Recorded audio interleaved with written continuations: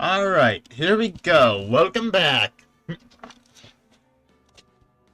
Let's finish off Rise from the Ashes. Wait. Oh, I guess that we are at the data investigation. Right.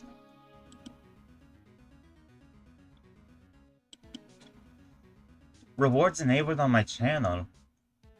That's new.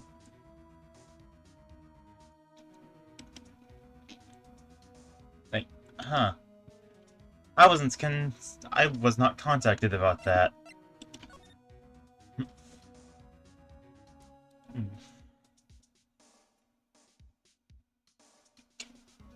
Hold on.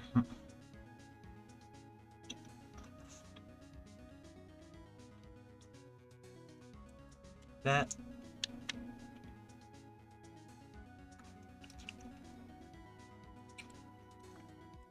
I'm checking a spam folder. No, that's on YouTube and Tumblr. I was not informed that you can... that gifts are enabled on the channel. I don't know what that means.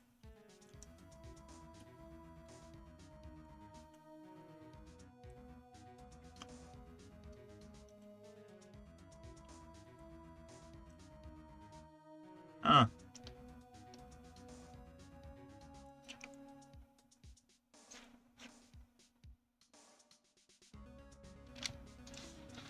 Yeah, that's neat.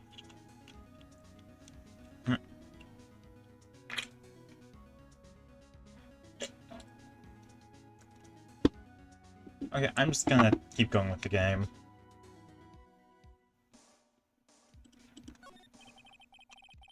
I have to admit, I was a little more than a little perplexed at first. You insist you did it, yet there was no incriminating evidence. Doesn't hit me. It's not that you're unwilling to tell the truth. It's that you're incapable of doing so, because of a certain individual. What an intriguing notion. A certain individual, you say? So you think I'm protecting this person? Protecting? No. I think afraid of is more like it. If I'm not mistaken, the person in question may have persuaded you to silence. For argument's sake, Mr. Wright, whom may I ask is this person you're speaking of? The one I am supposedly so frightened of. What is this person's name? Oh, they're spoon-feeding it to me.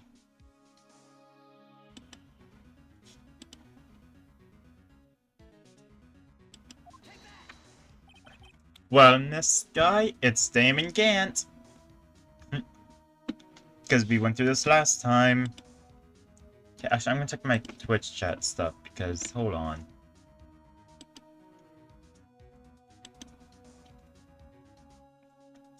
I shouldn't even be...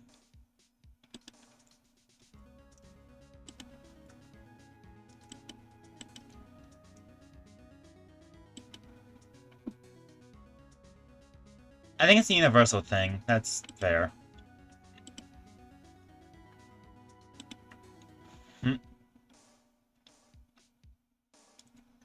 I was scared for a second.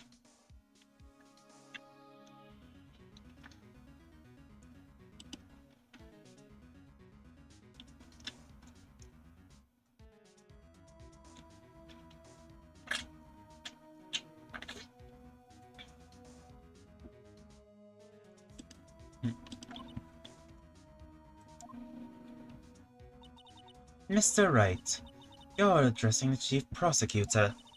Do not forget your place. Geez, still not right about the beans. My apologies. Could you please tell me a bit more about what you think you know?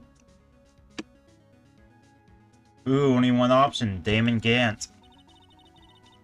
We were partners until 2 years ago. I respected him as a detective. Assuming he is respectable, then tell me something. Or would he try to hide his crimes? His crimes? Both you and Edgeworth will be brought before a board of inquiry for what you did. Specifically, hiding and forging evidence. Of course, these are serious offenses. Why is it, though, that Chief Gant's name was never mentioned? Chief Gant? Edward didn't know the truth behind the forgery. The only party you could have possibly tampered with the evidence was... me. I had access because I was second in command of that investigation. Yes, you, but also one other. Damon Gant.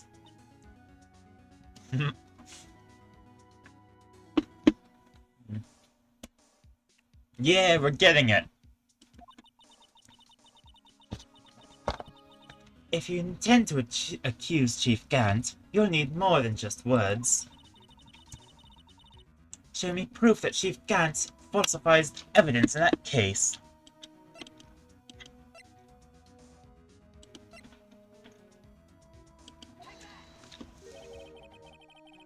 I found this in a safe in the Chief's office. This jerk piece and this piece of cloth. Do you know what these are? They're pieces of evidence from the SL9 incident.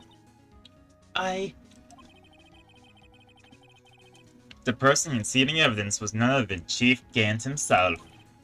Now tell me, why are you taking all the blame for him?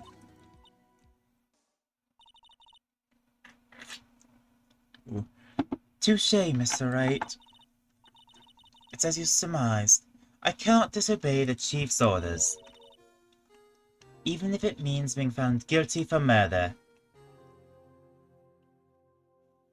I feel like the priorities are skewed there, right?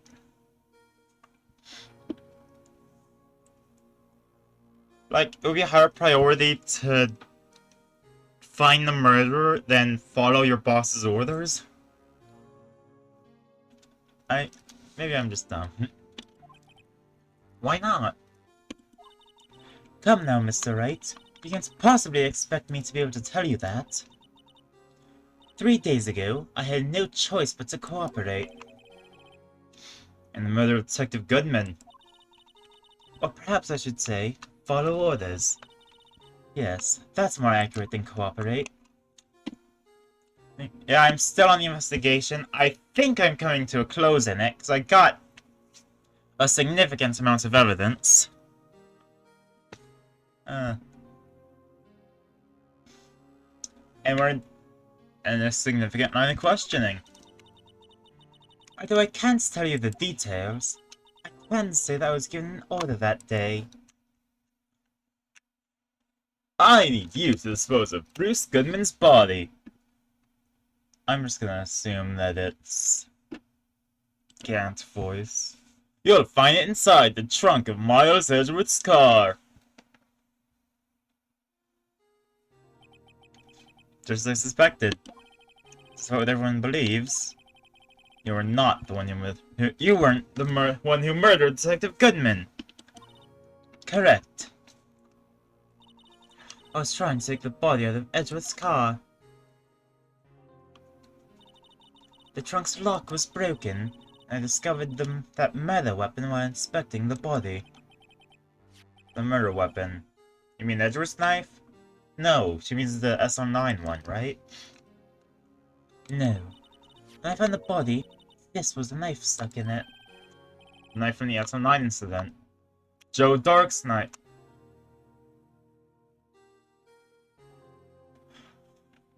Okay, thinking about it. We know that Damon was doing all of the blackmail and all that. Was he the actual serial killer? I couldn't just leave that knife in him, so I took it out and stabbed him with another knife. Why did you follow the orders and I still be blamed just... Soon enough, yeah. So far she's just said it's her superior. That would be Edward's knife. That's right. He wasn't sure that there's something... Ah! I'm getting close!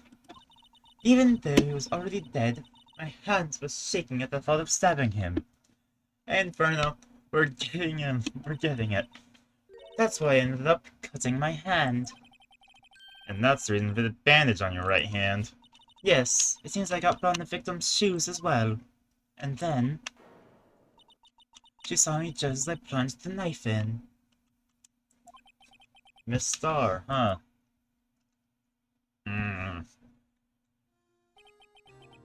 Imagine he's a high Dark's knife so badly. Finally, a second option instead of just replacing the first one.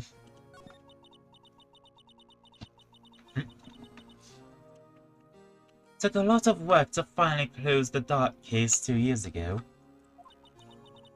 It was over with. I didn't ever want it to be opened again. My intent was to prevent that by whatever means possible. So, you hid Dark's knife?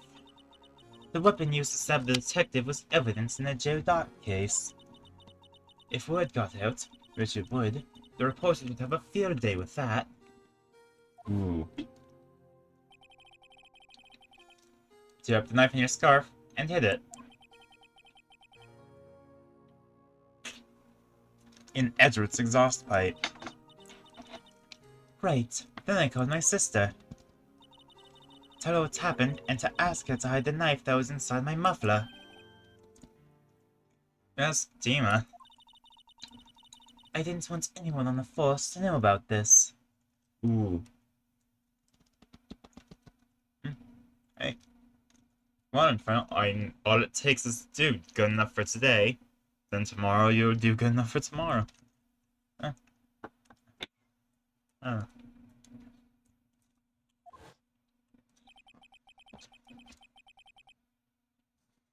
He's probably who's so confident? Yeah. About Lana's innocence. Speaking of phone calls, I had a bad feeling about one of them that day. A bad feeling? The truth is, after I received those orders from Chief Gant, the first thing I did was make a phone call. A phone call to Patrolman Jake Marshall.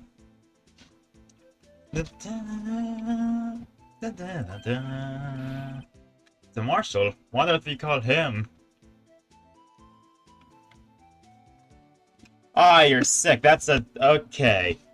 That's important context. Well, be sure to... Okay, actually, if you're on a string, you're probably already resting.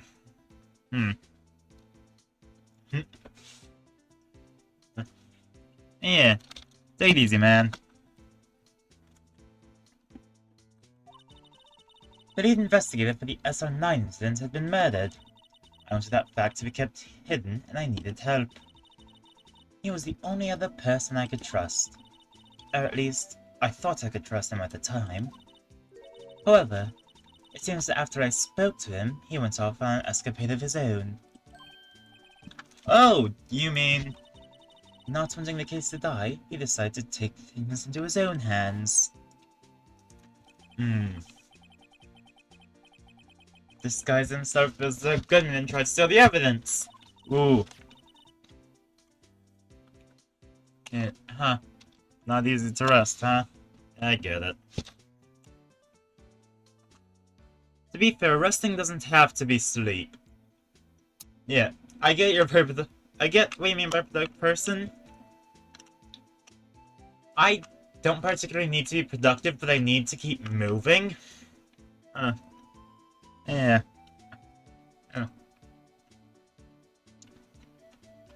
As long as you're not, like, straining yourself, you should be fine.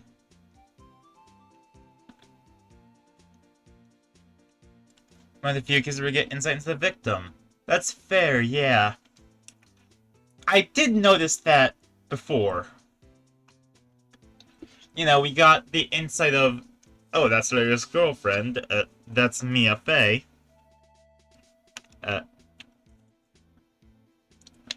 Didn't really get... No, we did get some on Jack Hammer because his whole motivation was... Huh. I get it in front of me. Yeah, idiocy kicking in. And then for... Huh. I think the only one we don't really get too much insight into the victim is Turnabout Goodbyes. But even then, we get that Robert Hammond was a defense attorney. Got his whole thing with Yanni Yogi. But it seemed he still hadn't made up his mind to break into the evidence room. After my phone call, any remaining doubts he had must have disappeared. So your phone call caused the incident in the evidence room? Ah. I feel nasally. I'm afraid that's all I can tell you. Lana, you've earned my respect, Mr. Wright, both as a defense attorney and an investigator. Hmm.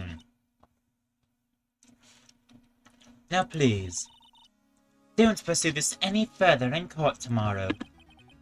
Tomorrow's trial. There's only one way to drive off Lana's demons. Yeah, you wanted revenge because... Let's see.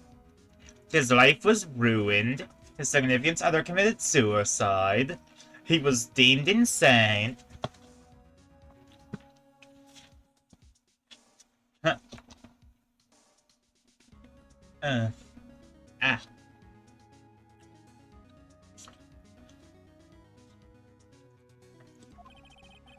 I'm gonna get to the bottom of everything. Deb Goodman's real murderer.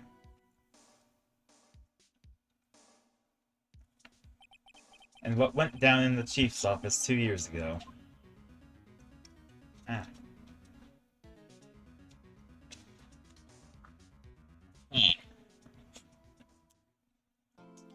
The dog is getting really lovey right now, even though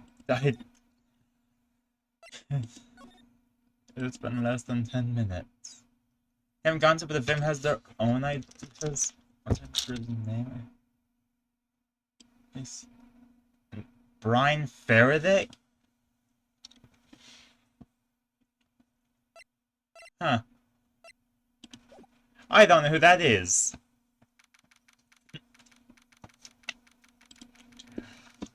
So town section of the Is that somebody from one of the later games, or Apollo Justice, or the Investigations? I'm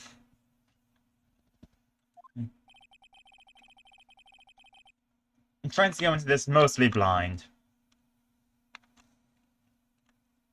Okay, it is Investigations. Got it. The defendant, that'll be alright. There's no defendant. Been trying to reach tomorrow morning. Where could you be?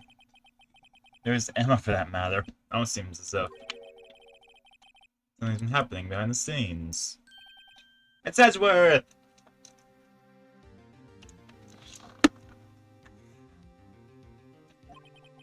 Knowing you, you've already figured it out.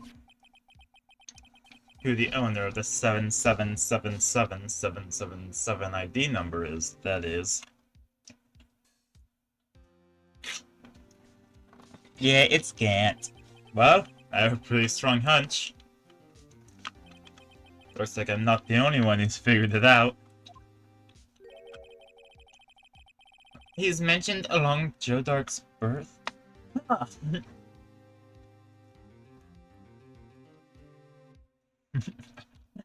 Conspiracy theory, it's the father. You know, the only reason this trial didn't reach verdict yesterday is because there was still room for doubt regarding this ID record. If that number does belong to him, you suspect, then no doubt will remain. Oh, they share a birth... Ah, that's a shame. No conspiracy for me. After all, he hasn't been officially charged with anything. True, not yet. In any event, once all doubt has been removed from the list, I can call for a ruling. 5 minutes, right? And Chief Prosecutor Sky will be found guilty. But she didn't do it! I figured you'd say as much. That's why I came here, to hear what you have to say. Earthquake when you put around 9/11? Whoa! Okay, damn!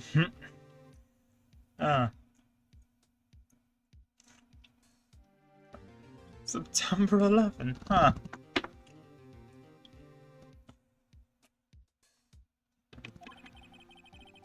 In terms of dancing like this. He the knowledge that when you put around 9/11 is, Huh.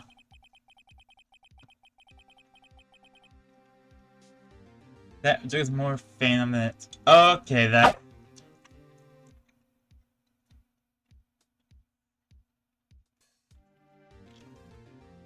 Huh. Ah, this government's joke about 9/11. That's fair. At this point, everyone's joking about 9/11. These were doing starts at 9/11. Huh. Okay, that's interesting. Yeah. Yeah, 9/11 2001. Right, because don't the... Huh. Wasn't it that the... I'm pretty sure don't these games take place around 2016? Because DL6 happened in 2001 and... Turn Out Goodbyes is a year later.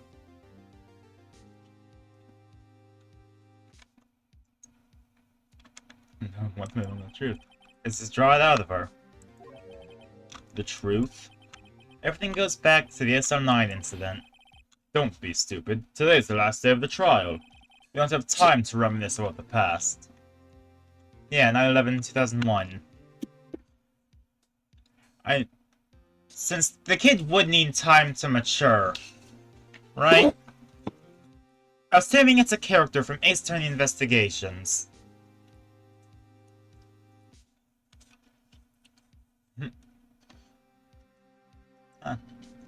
I'm referring to the game itself, like this game here, taking place around 2016. Because it said DL6 stuff. It's like the only confirmed date we have in the timeline, right? Is this so far? That depends on you. If she's found guilty, you'll lose your own chance to find out what really happened. Also, funny thing, I'm pretty sure this takes place around mid-2010s, which makes the amount of flip phones really funny.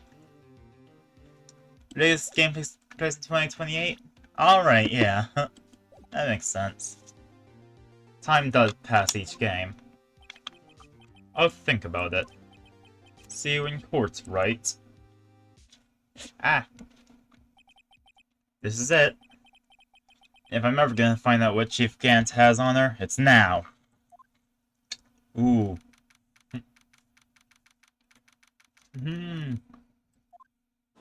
Program number 9!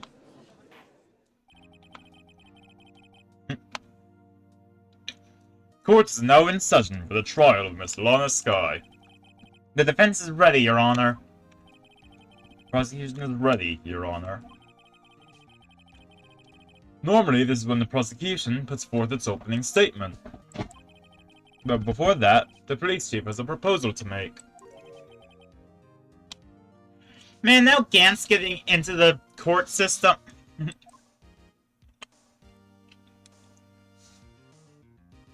This case takes place February 23rd to 25th, 2017. Alright, yeah. I should have known that time did pass between here and Turnabout Goodbyes.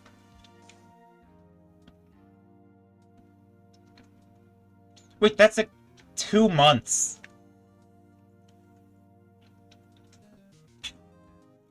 Turnabout Goodbyes was December 25th to 28th of 2016.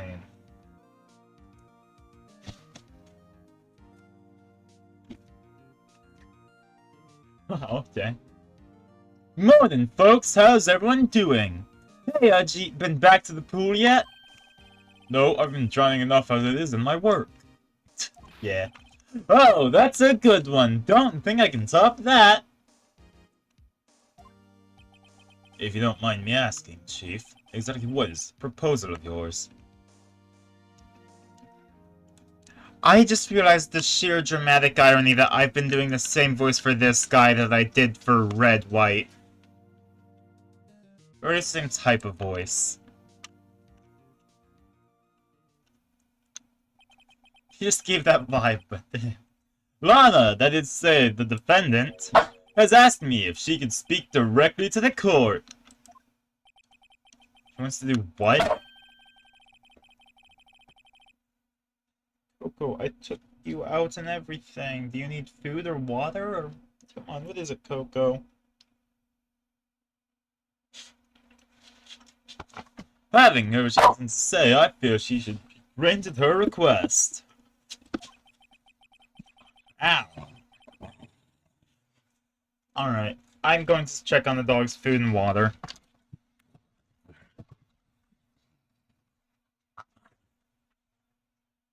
Bowl, food bowl. You haven't been eating.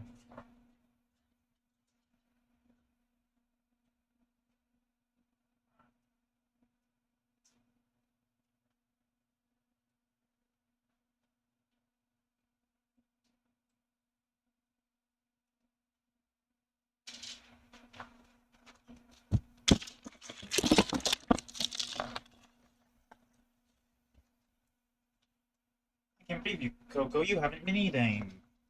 And it was a clever ruse to get the food that I had. Evil and malicious men wanting to get rid of the lesbian. Yeah, actually that makes sense. The dog has once again conned me. This time I was able to stop her, though. Huh.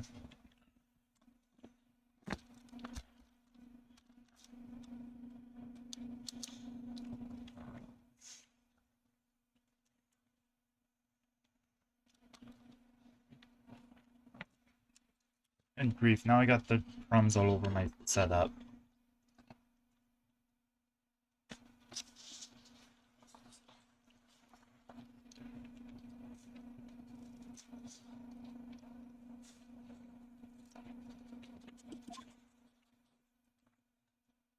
Alright. You're right, yeah, even malicious men getting rid of lesbians. That's the connecting line between...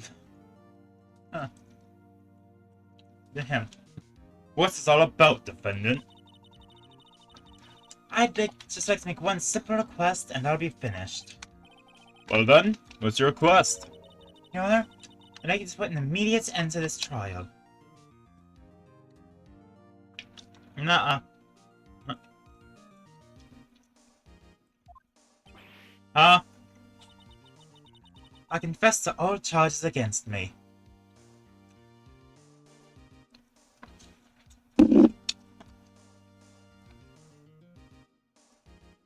Wildly different viewpoints from in between the two lesbians. On February 25th of this year, I murdered Detective Bruce Goodman in the underground parking lot of the prosecutor's office. No, Lana! She was holding something behind her back in the wide thread. What is it? You can't! Your Honor, the defendant's claim does not change the defense's plea. In that case, Mr. Wright, I no longer require your services. Ah, I just got fired!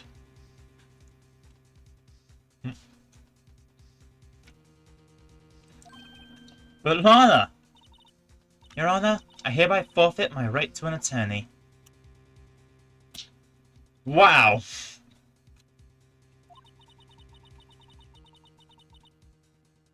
The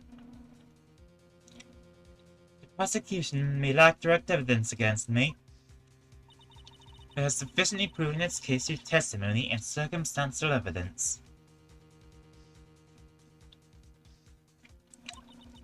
I would like you to render your verdict now, if you please. Well, the defendant clearly has the right to self-representation. Her request is legally valid, although this is an unprecedented situation.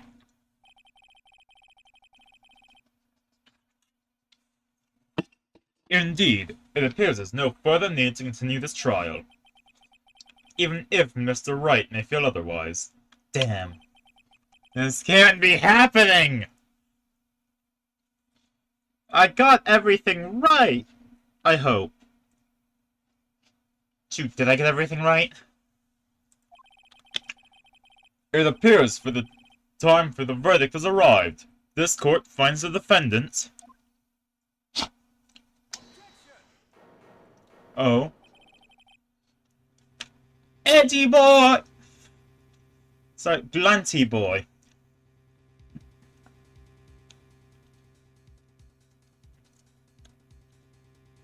He's here!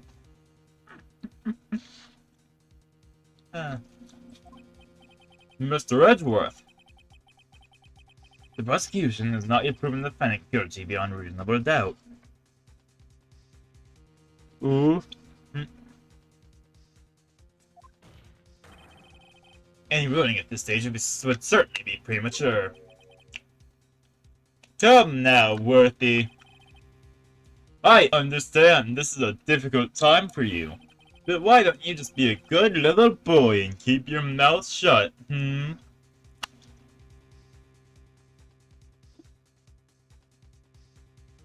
Huh, yeah. I'm...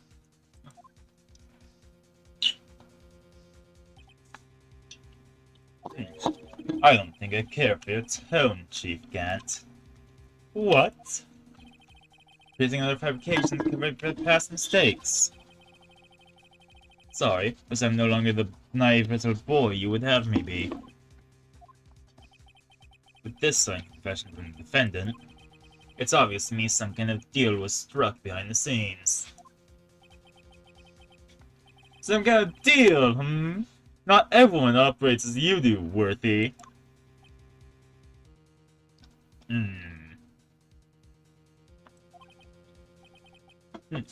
I thought so. Your Honor, the prosecution would like to change its first witness. Oh? To whom?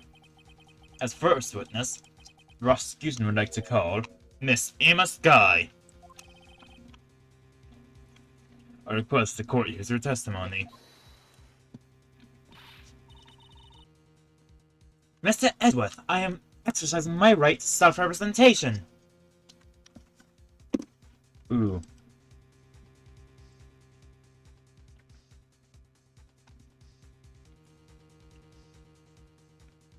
Ah, no. Misclick. I don't think we need to contend. I don't care what you think, Miss Skye. The exposure of truth sometimes results in tragedy. However, no matter how tragic the truth may be, it would be an even greater tragedy to avert one's eyes from it. Ooh. Very well. The court shall grant the prosecution's request. That's okay with you, right, Chief Gant? Worthy, you'll live to regret this, mark my words. Miss Emma Skye, please take the stand. Nick Edgeworth has decided to take the horse by the reins! Yeah! Woo! That's what I'm talking about! Now then, witness, please state your name and occupation. My name is Emma Skye. My occupation, I'm Lana's little sister, and I want to be a scientific investigator. 2 years ago, you encountered the serial killer Joe Dark, of the Joe Dark killings. Is this correct? Yes. I'm trying my hardest to forget about that, though. I'm sorry. I'm afraid you're gonna have to ask you to recall those events one more time. Mr. Edgeworth, please remember, this trial concerns the murder of Detective Goodman. Is an incident that was resolved 2 years ago really all that relevant? Acting like 2 years is a big gap for a trial to be relevant. Meanwhile, DL6?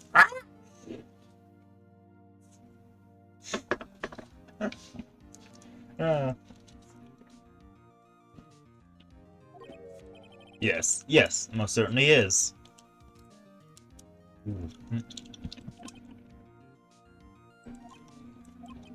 Well, okay then. He sure gave in. Yeah! I guess the judge is kind of... the judge is a look around and find out, let's see where this goes kind of guy. Now, please testify about what happened to you 2 years ago. The trip to yesteryear has finally begun. It's bound to lead to the truth behind this trial. Ooh.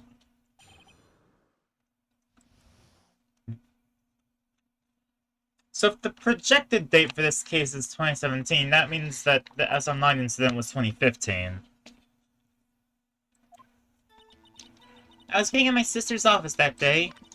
A man came running in and took me hostage.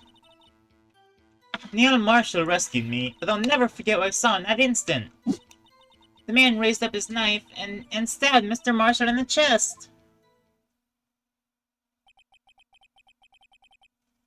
It's a good thing you weren't harmed. I passed out. I don't remember much. That's understandable. However, please tell me, Mr. Edgeworth, what does this testimony have to do with Detective Goodman's murder? Ooh. That was something of a parent, Your Honor.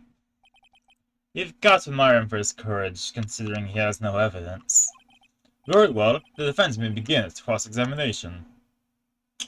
Wait, so would I be doing it, or would Lana, because she's self-defending now? She's just not gonna bring this up? Huh. Let's see, so I press... 2 years ago, the defendant was a detective at the police department, correct? Yes, she was second in command under then Deputy Chief of Police Gant.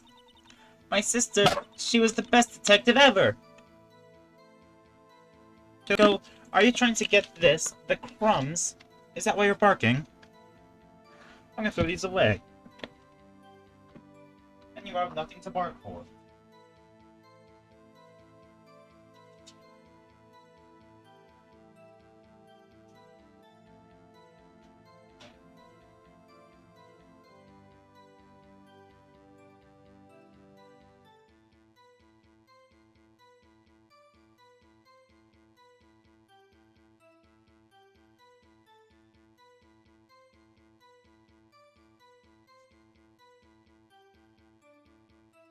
My dog is being particularly conniving today, because she has dog food, yet she really wanted to eat the beetles I made for myself.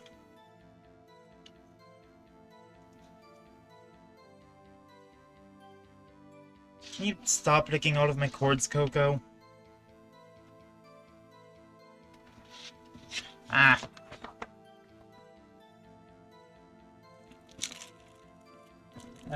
My sister, she was the best detective ever! Coco, if you're starving, why haven't you been eating? I know it's not the food that's wrong, because you have eaten the food.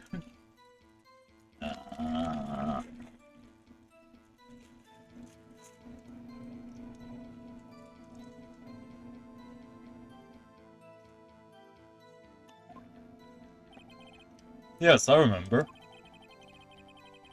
Deputy Chief Gant and Miss Scar used to be quite the pair. I believe they share the same office. That's right! I'd always sit at my sister's desk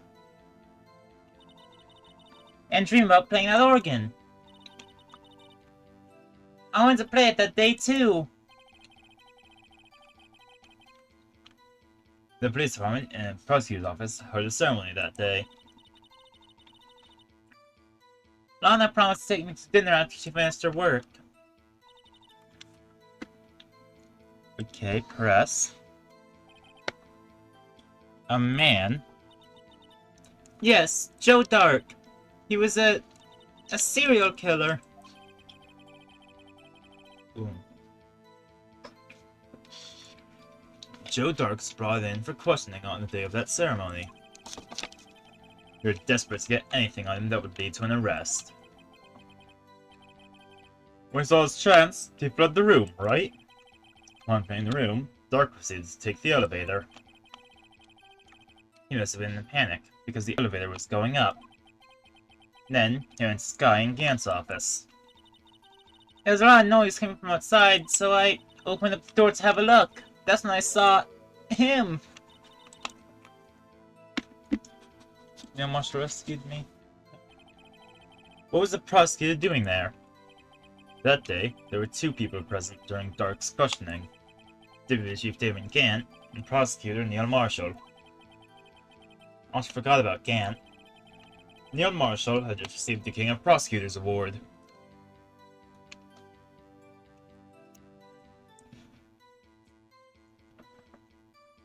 what you get. Hmm?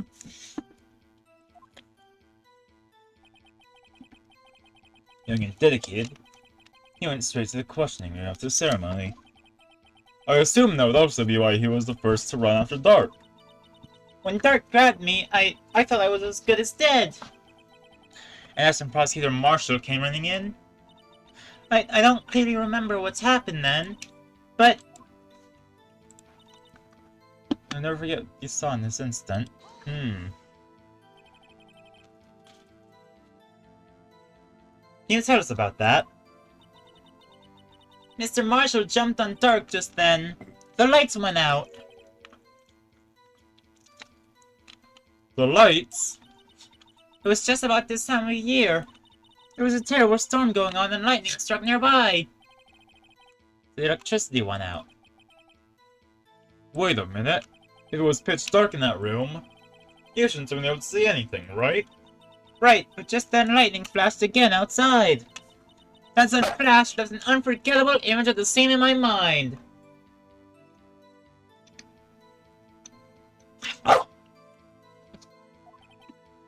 I see. I told the detective what I saw then.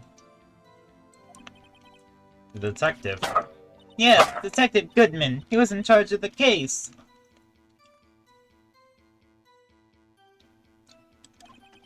Detective Bruce Goodman. The victim. Let's hear more. So you spoke to Detective Goodman about this 2 years ago. Yes, that's what's so scary about this trial. And you told Detective Goodman about what you saw. Yes, but at the time, the words just wouldn't come out. That's why I drew a picture. A picture? Yes, I think she mentioned that before. Well, Mr. Wright, have you heard enough? Let's ask about the picture. This picture the witness drew, I believe, has a very important meaning. Ooh. But the evidence I get was given 2 years ago didn't contain a picture. Witness, would you mind if we add this statement to your testimony? Yes, Your Honor. Do I press further on, like, there? Or, ooh, actually? Right? Yes, I'll do everything I could to help the investigation. I can still see it now whenever I close my eyes. That's strange. I took over the case after Prosecutor Marshall died. But I never received any picture. Perhaps the witness is mistaken. But I did draw it, I swear, I'm not just imagining it. This picture I drew. That reminds me. Let's check the evidence again. Well, let's continue.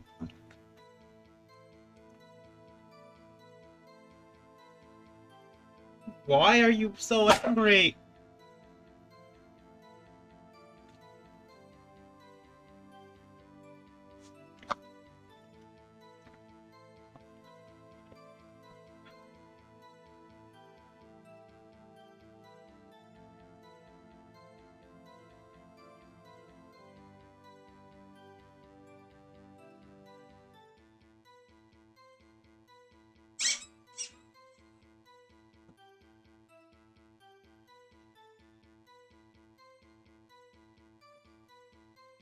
Oh my god, I think the dog's mad because we stopped putting, garlic in our dog food.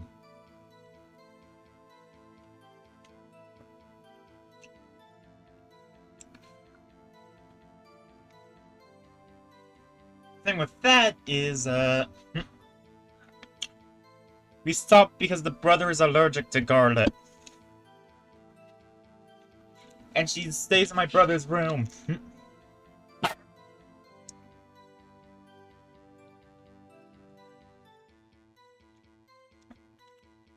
We got a dog cooked on garlic, but now she can't have any more.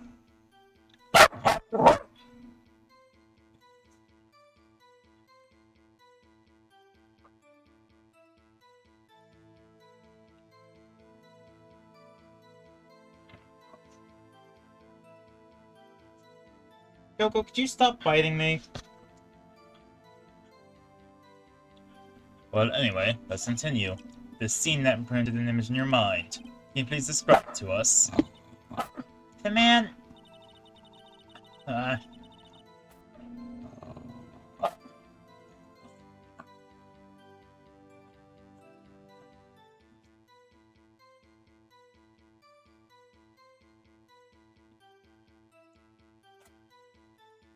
I don't know what she wants. I don't know, Coco. Coco, can you lead me to what it is that you want? No, I'm standing up. If I leave the room, you lead me exactly where the problem is. This way? No, no, this way.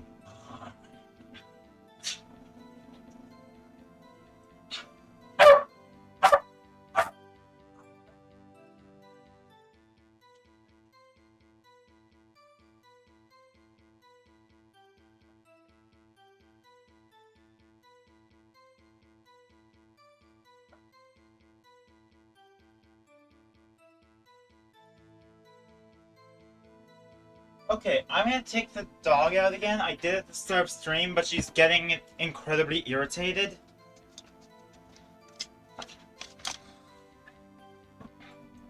Maybe that's what she needs. If not, I have no idea.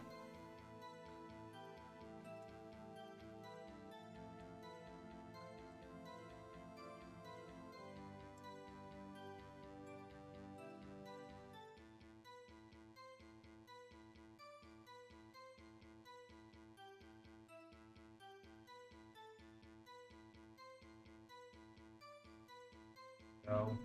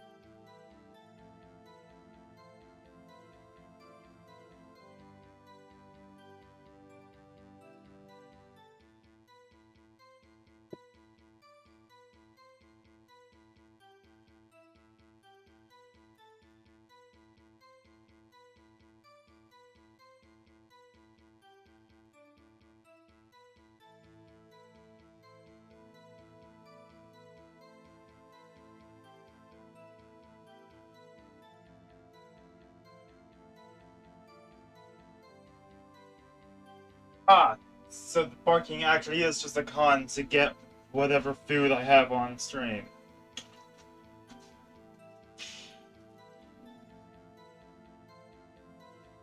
And,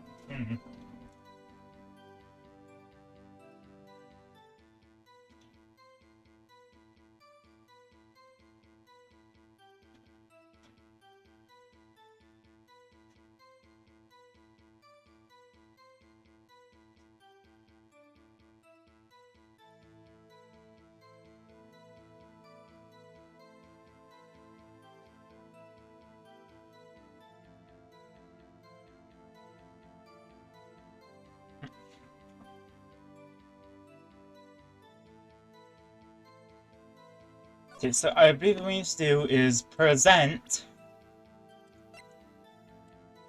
Right, because this had in the back of this is the picture. Yeah. No. Alright, double clicking just present. Mr. Edgeworth. This little girl put all her heart into drawing that picture. You insist on denying its existence. Huh? Hey, I'm not the bad guy. All I'm saying is that as the prosecutor for that case, I wasn't handed such a picture. That may well be. It doesn't mean it doesn't exist. Behold! This is the evidence list for the SO9 incident. Please turn it over, Your Honor. Turn it over? Turn it... Ah! What's this? Yes, what is that? Hey, that's it! That's the picture I drew! Indeed, two men appear to be wrestling here.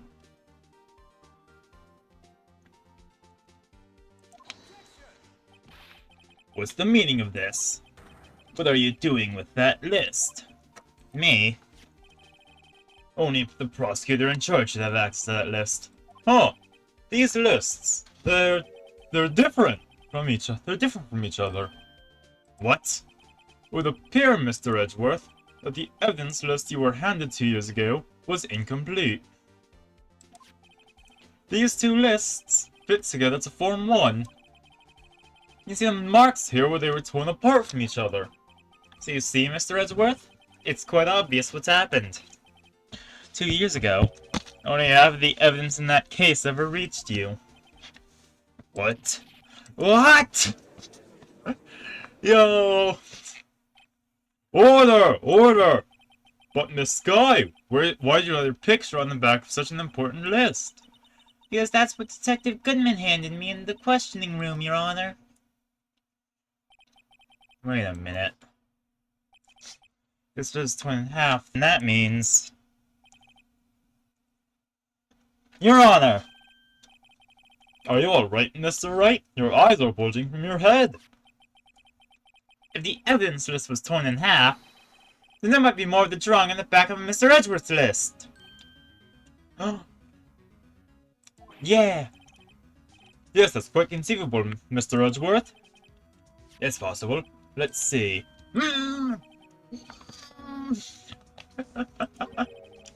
Is something wrong? Do you even have to ask? Sorry, Your Honor. There is indeed something drawn in the back of my list. It's that thing.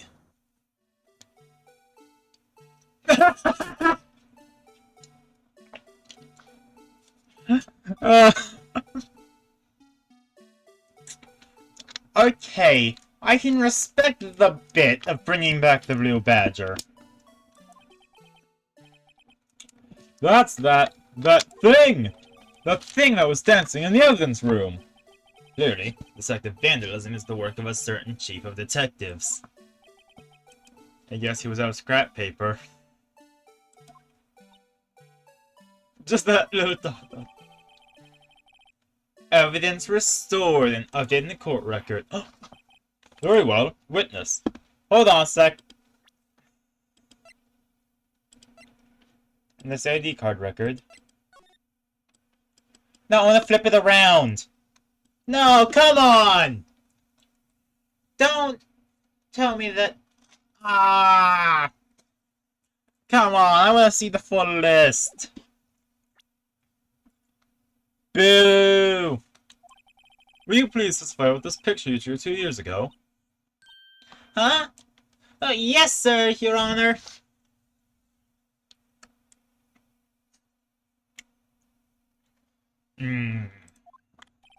What's wrong with Emma? Seems to be thinking about something when she was looking at the picture.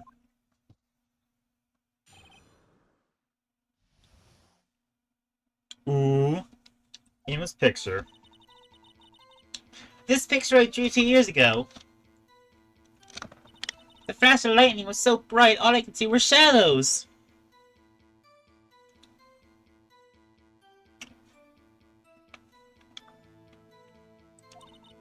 After that, I must have fainted. This picture shows exactly what I saw in that instant.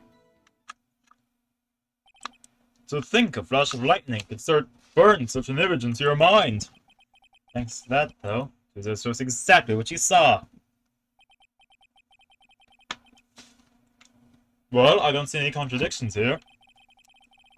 This clearly shows Joe Dark about some murder, Prosecutor Neil Marshall. Defense may now begin its cross-examination. Ooh.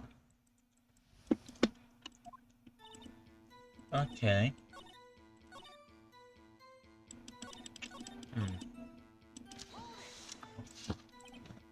Drew this picture right after the incident? I think I drew it 2 or 3 days later. At first I was in such a state of shock that I couldn't do anything. During that time, the investigation team was reorganized.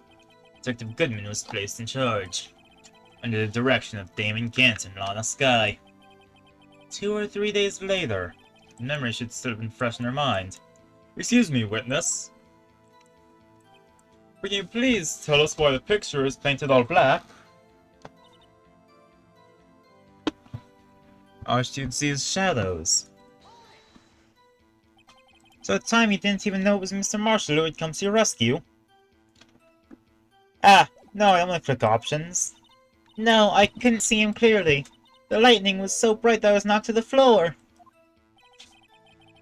You're knocked to the floor? Dirk had a tight grip on me, but when Mr. Marshall jumped on him, I was knocked away. I turned around, and that's when the lightning flashed. Poor Emma, I'm just glad she wasn't hurt. What's happened after the lightning flashed? Press her there. You mean you didn't see the actual murder take place? No, I'm sorry. The flash of lightning only drove off the darkness for a split second. Not only that, during the situation understandably caused the witness to faint. Do you really need to torture this girl any further? What? Hey, I'm not the bad guy here! Anyway, this picture... So, this picture is exactly what I saw in that instant.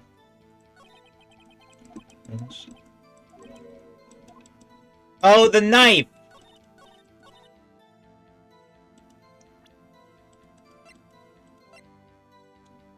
Where is the knife in the record? There it is. Because... Jagged edge. Your Honor! That statement contradicts this evidence! It does? I don't see anything contradictory. Oh.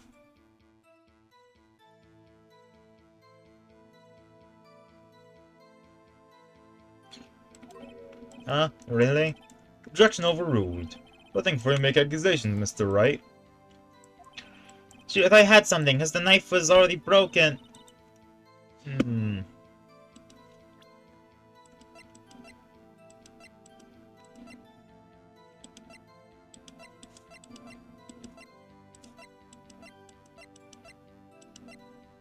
Let's see.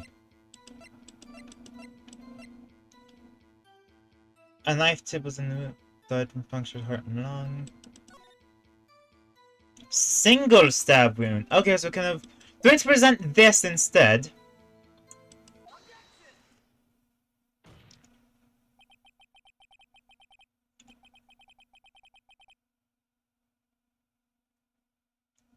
I hate to be the bearer of bad news, but this picture the witness drew contains a blatant contradiction. What? But I still remember it like it was yesterday. Mr. Wright, perhaps it would be faster if you suddenly point out this contradiction for us. Above this picture contradicts the autopsy report. I just want the knife, right?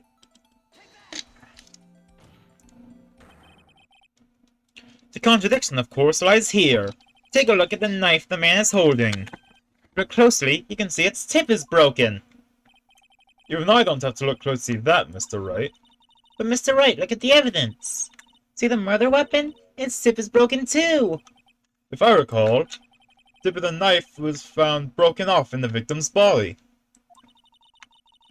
It was an intrusive piece of evidence that proved Joe Dark was the murderer. I'm afraid it's not so simple, Emma. And where, pray tell, could you possibly see a problem? It's obvious, really. The victim suffered a single stab wound to the back. If the victim was only stabbed once, then the murder weapon should not yet be broken. Ah! What's the meaning of this? Perhaps it was broken beforehand. Sorry, but I'm afraid that's not possible. Because why would the tip of the knife was found in the victim's body? Yeah. It was broken beforehand, it couldn't possibly wind up there. That's right, but what does this mean? The tip of the knife was undeniably discovered in the victim's body. The only possible explanation is the witness's memory is mistaken. That's why after so many times she was sure she remembered correctly. I believe you were annoyed at the time, but she was sure she remembered correctly. But there's no other way to explain this inconsistency. Not so fast, Mr. Edgeworth. There is another explanation. Smug Phoenix is here! Have you forgotten already about a little something called falsified evidence?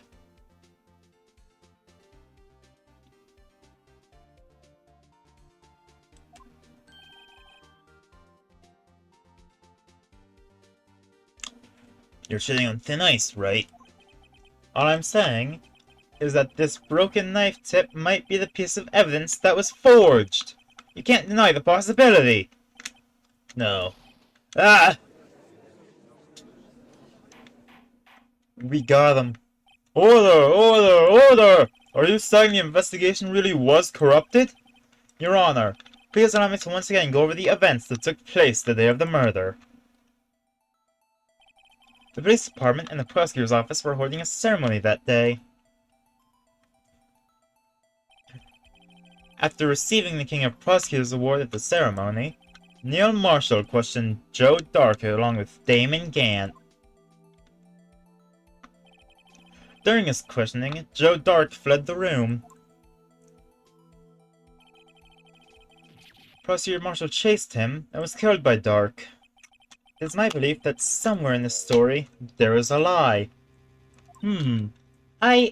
I'm not lying. I'm not lying. He really was holding up a broken knife. If that's true, then there is no other way around it. This cannot have been the actual murder weapon. There must have been another broken knife. What chance there being two broken knives? I mean, there's this broken knife. There's no way that they took that off of the King of Prosecutors trophy and stabbed somebody with it. Right?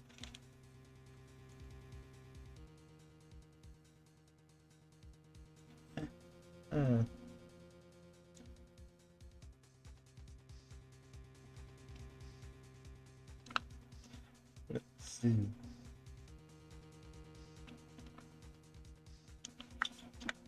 I don't get it. It's like, yeah, I mean, if it's a statue, then... Yeah, another broken knife as a drugs. Have been one? There is another one. If the witness is this silent about the actually what she saw, it can't just be explained away by simple observational error. Mr. Wright! In that instant, Emma really did see a broken knife. I assume, then, that you have some information about this other broken knife. If so, please feel free to... I'm... Clipped. The murder was already broken prior to the murder. There's only one way. Take a look at this. Here's the real murder weapon. Make or break with this. The answer lies in the past. 2 years in the past. Right here inside this picture. This is a picture of the award ceremony. Ah! Ooh. Has he got it? Did Edgy Boy get it?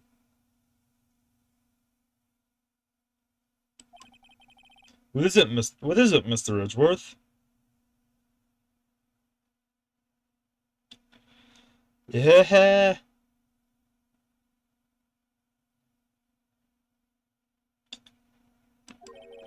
It's the broken murder weapon.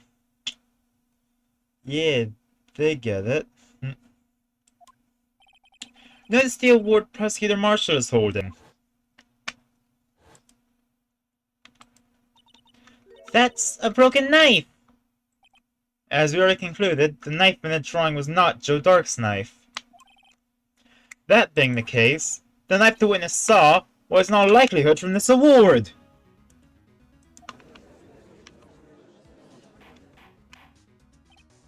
Order! Order! Order! Neil Marshall was awarded King of Prosecutors that day. As an award, he was given his broken shield and knife. When he chased after Joe Dark, he pulled out this knife. Being a prosecutor, he didn't carry a pistol. This broken knife was the only weapon he had in this dangerous situation. But that can't be. Oh, and why not, Mr. Edgeworth? Because if the King of Prosecutors award knife was the murder weapon, then the murderer and the victim would be reversed. What do you mean? I mean, this man raising a knife would have been Prosecutor Neil Marshall. Oh. Oh! Foolish fool. But the prosecutor was the one who actually died. That's true. What's going on here? It seems Mr. Wright has been a bit too eager to jump to conclusions. Oh, hold it. Wait, I remember now. I remember everything. Witness? Mr. Edgeworth, What is it? could you show me your evidence list again, please? His list? The one with that picture scrolled on the back.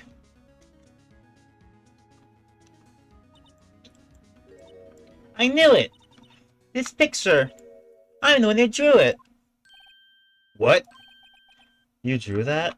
That's right. The list wasn't torn in half at the time I drew this picture. Oh god, the accursed... All this time I've been trying so hard to forget. I must have locked this part away deep inside me. The Blue Badger was more traumatizing than a murder! Perhaps it would be best if we added this to the witness's testimony. Would you please tell us what you recalled, Miss Skye? Yes, Your Honor. Ooh. First the knife mix-up and now the Blue Badger? Yeah! This should be interesting.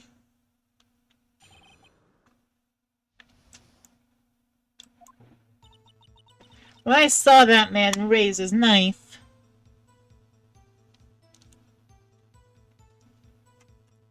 Oh, Sipping has a request of me. I gotta go look around for a bit. What does the crown mean?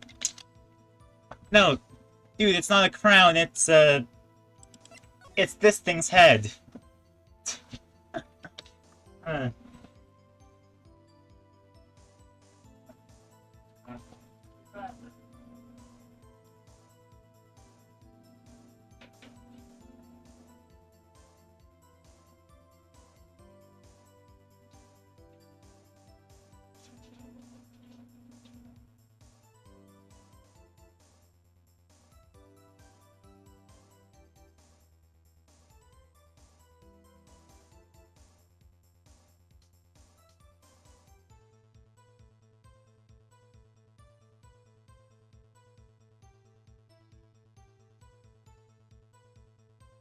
Yeah, that's what it is.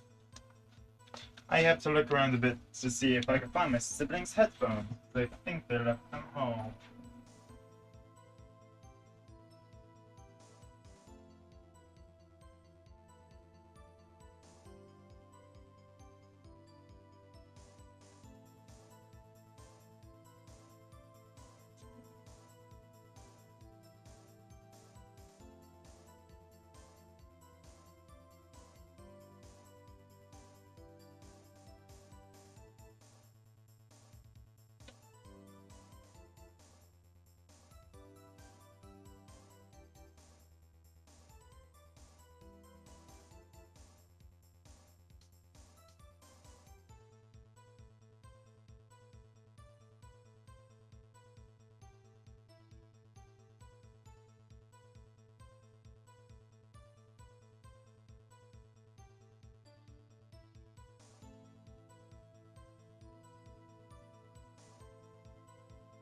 Yeah, Dark broke the left thing into Neil Marshall, maybe?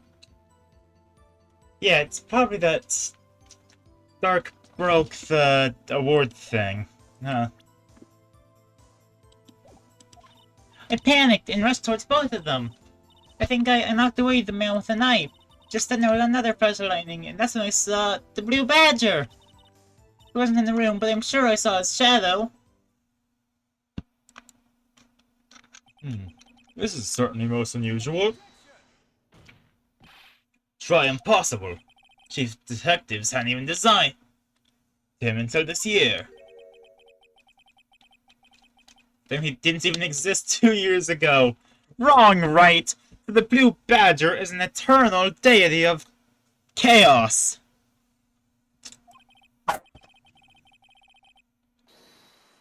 You're something to listen me now.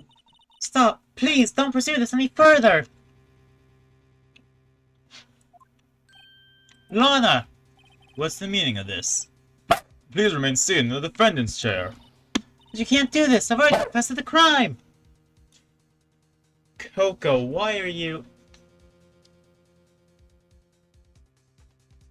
Sit.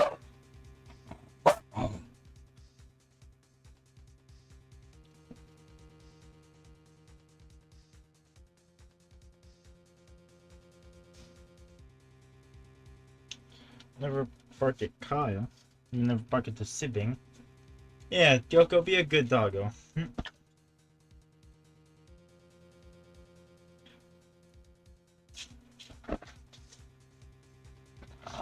Come on, Coco. Calm down. Here we go, you. I'll get one of your toys. Go.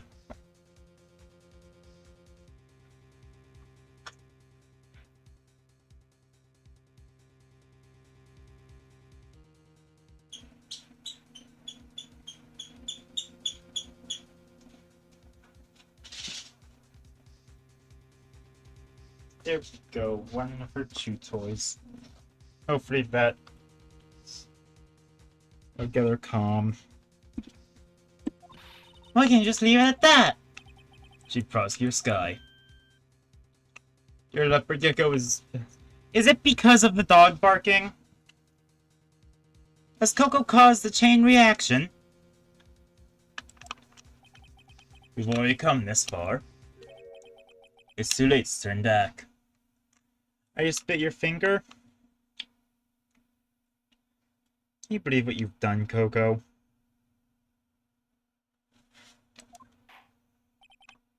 Silence! The defense will now begin its cross-examination.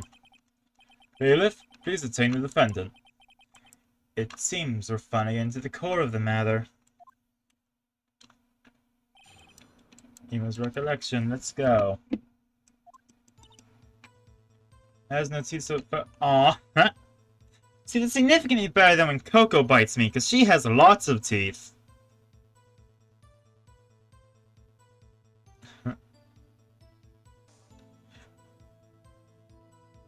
Huh. I suppose both of them. I think I... And... His shadow. What could make the shadow of the blue badger?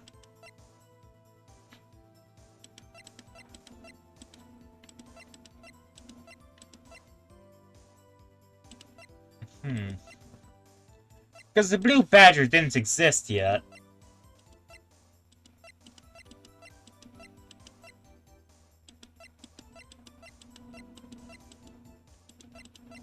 Should we just examine everything?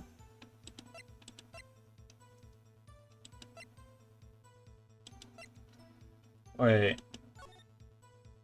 If we flip this upside down... Huh. Hold on.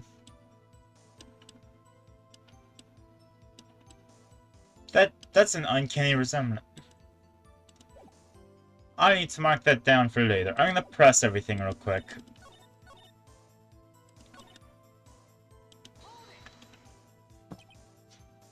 When you say that man, I assume refers to Joe Dark. Yes, at least I think it was him. You think? All I could really see were shadows. The powers I made preceded the incident.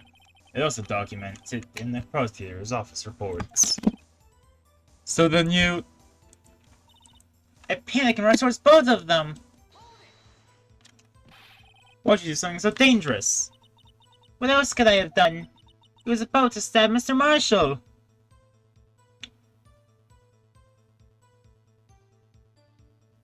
Ooh.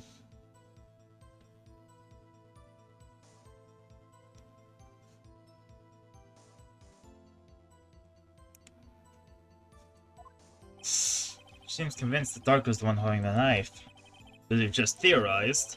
Mr. Marshall was the one holding the knife. Well, I didn't know that at the time. When that dark guy knocked me down, all I could think was, I've got to help another person. And I knocked him out the knife. What do you mean you think? It all happened so fast, and I was in shock. I remember everything clearly. What I did, it's all kind of a blur.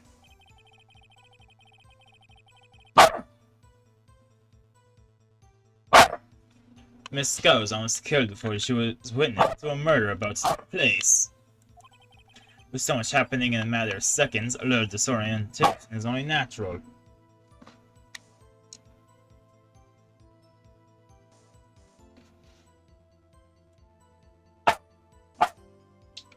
I may get the broom because Coco's terrified of brooms.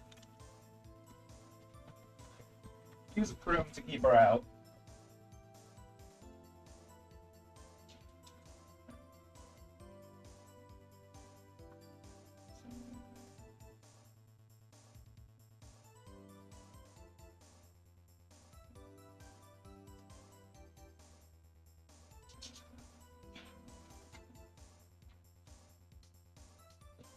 There we go. If I just place this across the doorway, she'll be terrified to come in. I don't know why she's terrified of brooms, but I will exploit that fact. So now she won't come in unless she actually needs something.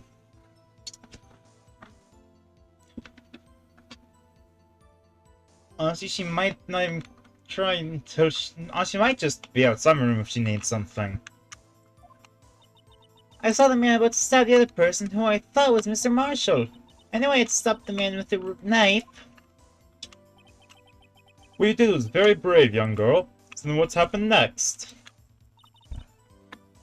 Then I saw the blue badger. Are you sure about this? Of course. See, I even drew a picture of him here. But it was the chief of detectives who thought up this hideous beast. And that was just this year. The blue badger didn't exist 2 years ago. This is all quite verifiable. I can make him sound more refined, yeah. I know it sounds strange. I was surprised too when I saw him at the police department. I had this nagging feeling that I'd seen him before somewhere. Now I finally remember. Oh, brother. Just when you thought that thing had caused enough commotion. Tell us, where in the room did you see him dancing? In the window. Ooh. I'm sure I saw his shadow. Was there a blue badger in the window? His shadow? So you mean you didn't actually see his face with the twink smile and all? That's right, but I still remember it. He had 3 creepy horns. This is pointless. That thing couldn't have possibly existed 2 years ago. The witness must be mistaken. That may well be. What's important is what caused her to think she saw what she did. Oh, and I suppose you have an explanation. So then, by all means, tell us what this shadow really was. What was it Emma saw when the lightning flashed? This is our only lead, so we gotta follow it. Badger hadn't even been dreamt up when Emma drew this picture, yet she's certain she saw its shadow. Ladies and gentlemen, it is the defense's belief that on that fateful day 2 years ago, there indeed was something that looked similar to the blue badger.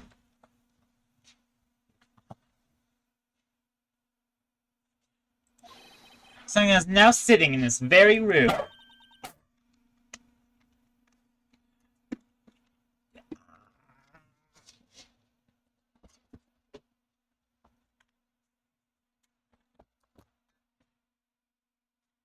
Have to manually get Coco to stop every once in a while. I don't know what her deal is, but Mr. Wright!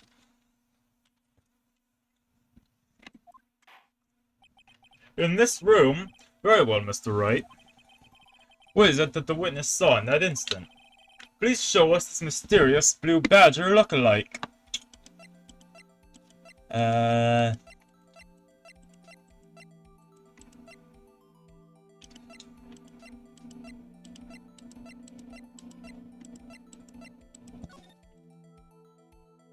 No, kind of in the glove.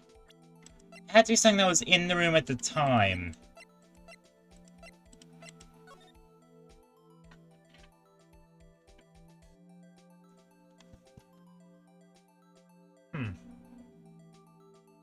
Wait.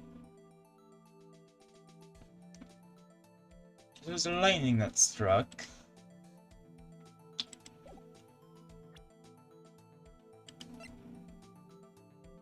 I'm gonna lose.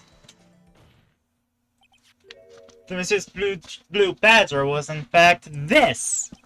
But that's... what exactly is that? I believe it's some sort of jar. But Mr. Wright doesn't look anything like the blue badger. Indeed it doesn't. As it stands now, it's just a plain jar. However, if we were to change our viewpoint... Our viewpoint? We gotta show them the correct angle to look at this from. Okay, so these clearly have to be at the side.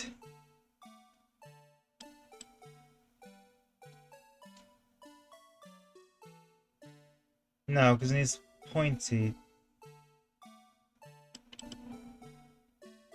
Is that good enough? This isn't right. We're like the badger. Allowed to run a fence, its case hinges on the witness's drawing. If Mr. Wright can't match the shape the witness drew, we can't accept his claim. Just the right angle. Horizontally. Wait, come on, Mr. Wright, you can do this! I've got to show him the correct angle to look at this from. Okay, you know, H, B, and M and M.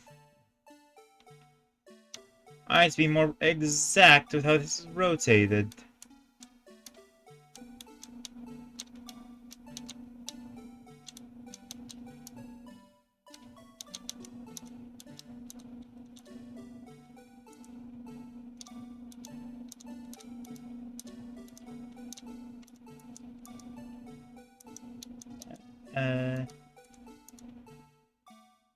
There?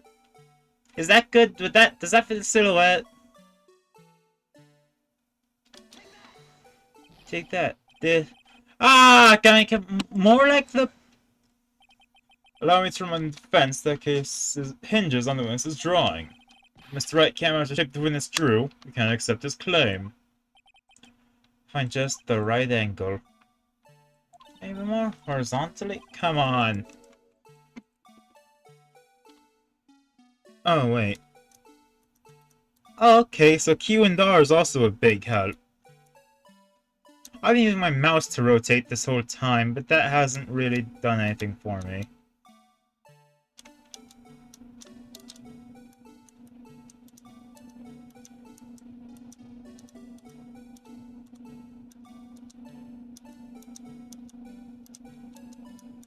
Okay, so it's horned.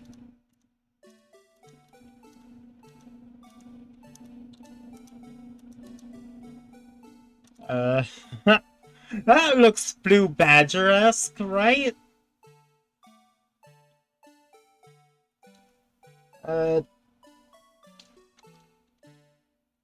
Wait, maybe a bit more? No.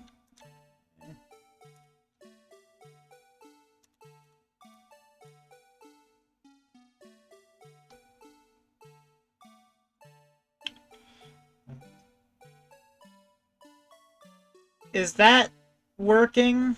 Or should I rotate it like... Eh. No. Present? No! Ah! At least it's not penalizing me. All the way this way.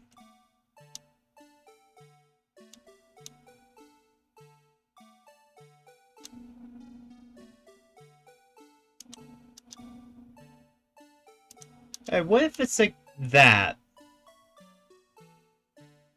Like, I see the horns, I see how this becomes this ball. No! I'm like really failing.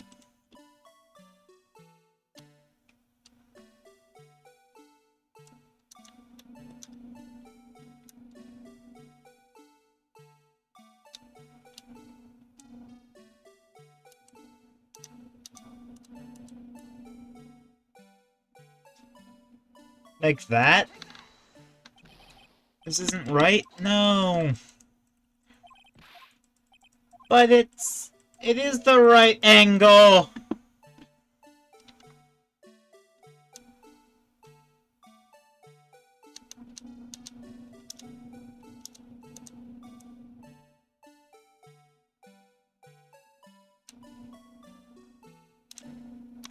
I'm just gonna start trying and trying. No!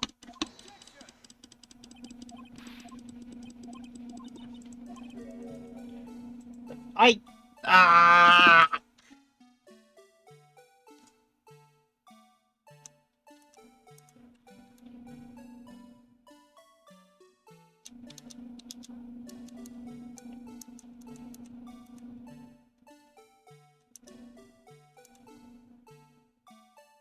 There, because you see the dot, the whole does need to be like. We got it, boys! Yeah!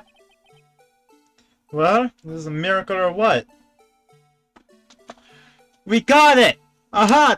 Man, okay! That... Ah!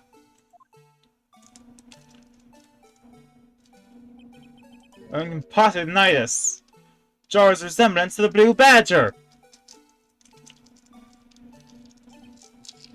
No. It can't be! Can't be. Order! Order! The defense has proven its claim! The mysterious Blue Badger witnessed on the day of the crime was actually this. Although we all enjoyed Mr. Wright's dramatic performance, one question remains. What's your point? What do you mean? So that badger thing was actually just a jar. That doesn't change anything. I'm afraid that's where you're wrong, Mr. Edgeworth. You see, this changes everything. Indeed. Very well then. Please tell us, what's different now that we know the witness saw this jar? Wait.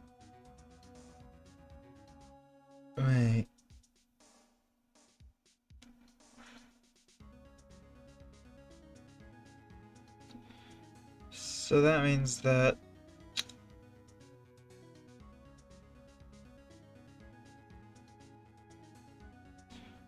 Okay, so...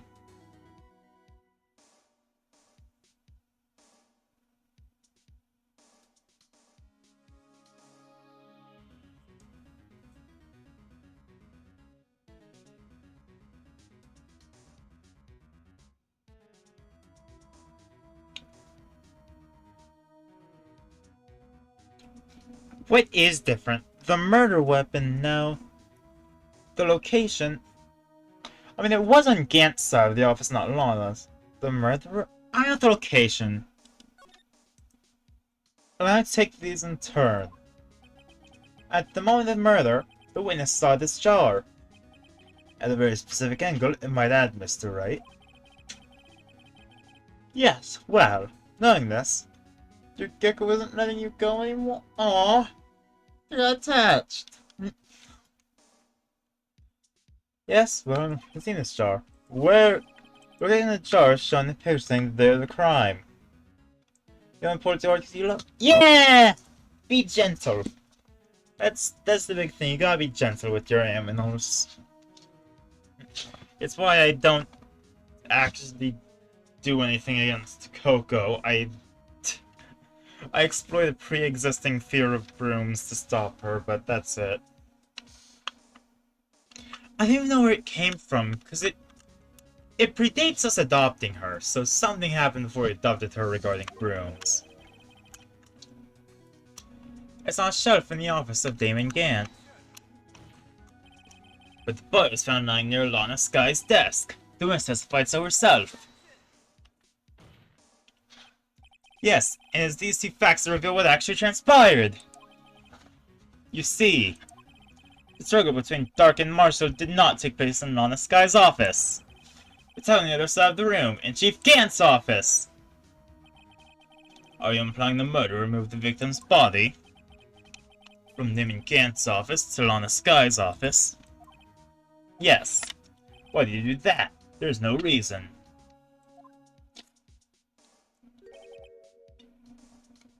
Exactly. If there wasn't a reason, he wouldn't have gone through the trouble. The only logical conclusion is that there was a reason. You're scared of cucumber?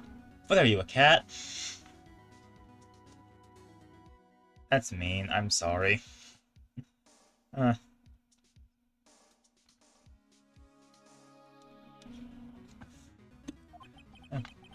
you know what that reason was, Mr. Wright? I finally figured it out. This is why Lon tried to stop the trial. So let's quit now, though. Please recall the witness's testimony. She said she knocked away the man who was holding up the knife. In the next instant, the jar was hit and flew through the air. Now tell me, what could have sent the jar flying? You know, I can't even know. Sometimes wish you were one. Yeah, I wish I would. I get that. Cats live relatively simple lives. He'll just chill. That would have to have been the impact the man made when he was knocked into the wall. Ladies and gentlemen, I may draw your attention to this picture once more. If the man was knocked in the direction of the shelf the jar was sitting on, what would he have hit? The suit of armor, holding a very sharp and dangerous looking sword. Yes.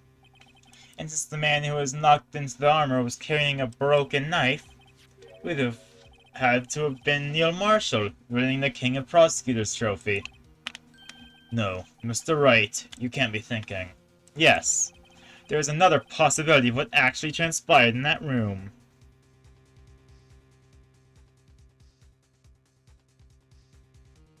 Ooh. Another possibility? Of course the perpetrator would have no idea, but nevertheless. I don't know if I can get through with this. Mr. Wright, what's the matter? If events took place, the defense theorizes, then the outcome is obvious. Oh yeah, that's your wire scare cucumbers. In that moment, assuming the man that Miss Sky knocked was actually Prosecutor Neil Marshall,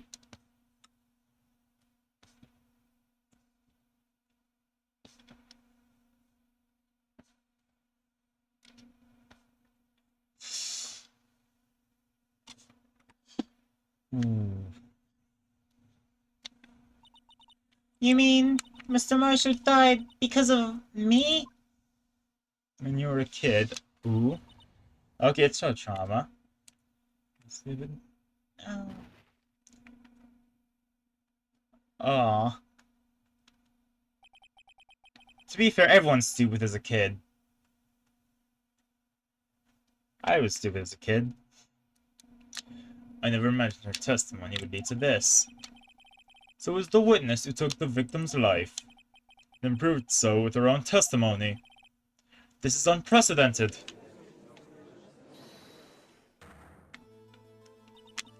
What are you saying? I'm sorry, Miss Guy, but given the circumstances... Joe Dark murdered Prosecutor Marshall. How can you think it was Emma? How dare you pin the crime on her? Imagine that coming from you. If you recall, it was you who admitted to forging evidence 2 years ago. The reason you moved Prosecutor Marshall's body was to keep anyone else from finding out what Emma did, wasn't it? I assure you, Mr. Edgeworth, I have no idea what you're talking about. If to have anyone believe your insane allegations, I'm afraid you're gonna have proof. Tell me, do you have any conclusive evidence that proves my sister killed Neil Marshall? Evidence? I'm willing to bet you don't. Yes, it certainly would be difficult to prove this with evidence. If we don't have evidence, then we'll have to rely on testimony. I'm afraid that won't work in this case. Both parties involved in the incident are dead. Ooh. So I can't get dead people to testify. Especially not without Maya. It's been a wild goose chase in the beginning. Touche, Miss Guy. Of course. No one leaves us with one possibility. You mean, there's still another possibility? What do you mean, Mr. Edgeworth? I mean, the possibility that the victim has left us a message. For better or for worse, Mr. Marshall did not die instantly. Oh, there it is. Let's see. Her mom bought a store from the store. In the village surrounded by trees and... I found... You were like... Oh, you'll finish another message for dramatic effect? No, In one manner or another. that's impossible. Well, Mr. Wright, this is the only possibility left to you. A message from the deceased. Does such a message exist? Back to the court record. The rumor's name that the victim may have left behind is in the evidence. This message from the deceased is already in our possession. Mr. Wright, will you stop at nothing to prove my sister a murderer? Actually, because it's an accident, it's manslaughter. Do not be mistaken, Miss Guy. Our purpose is not to accuse Emma of any crime. There is only one thing we seek. The truth. Oh no! Bloodshot for weeks? Holy cow. Yeah, I get it. Jeez. Just hearing that hurts. No matter how painful it may be. Now then, Mr. Wright, please show us the piece of evidence that conveys a message from the deceased.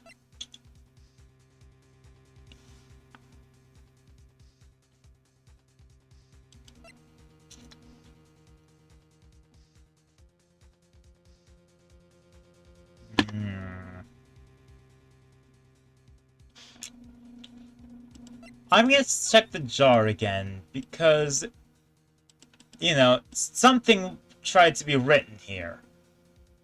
You don't pick up cucumbers? That's valid. I get it. I can't pick up an apple cutter because I cut myself with it when I was 10. No, I was close to 7. This is the message left by the deceased! This is that blue badger from before, right? Oh, is he gonna just speak the killer's name? If that thing could, I'm sure it would. Yeah. It hit my throat. Oh, yeah, I get that. Ah, it's a good thing that I have yet to set up chat showing up on screen. A message was left here on the surface of this jar. What do you mean? If you look closely, you can see a faint trail of blood in this jar. Oh. E mm, uh. It looks like someone wiped the blood away. Uh, no. Yes, but notice, for some reason, the blood on some of the fragments was not wiped away. That's why you did that? Fair. There's no receipts of anything that you say being here, huh? Yes, there is a line here, drawn in blood. So what you're saying is these dots were once lines. Professor Marshall did not die instantly. Ah, he used the few precious moments left to leave behind a message. Okay. The death sound was awfully well timed. If it did, that would happen. Yeah. Huh. One time that someone apparently wiped away. But blood must have seeped in the jar where the lines changed directions. Precisely so. All we have to do is connect these points. And the victim's message will become apparent. No. Mr. Wright, what kind of message did the victim leave for us? Your Honor, I believe these bloodstains will reveal to us the answer. Gotta connect these dots to make leather. Only one thing the victim would have written, given the circumstances. His murderer's name. What am I... Oh!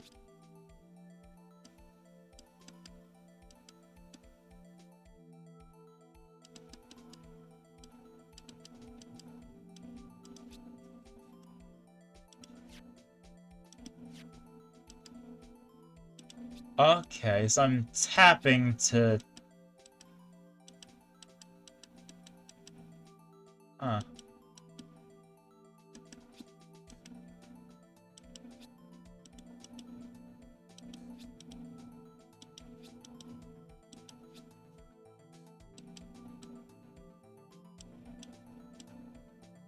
Present? Ema. Yeah! The defense needs to prove their client's innocence. That's all I've been... all I've been thinking about saving Lana. I'm from here for some though to not like this. Damn! He was a murderer! Ema. So this is the final message Prosecutor Marshall left behind.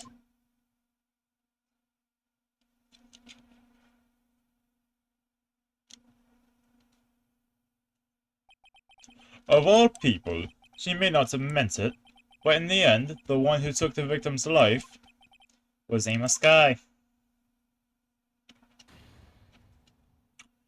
Ooh, this is serious. Man.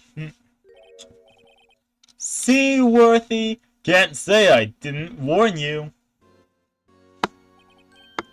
Chief Gant. Do you understand the implications of what you've done? What are you talking about?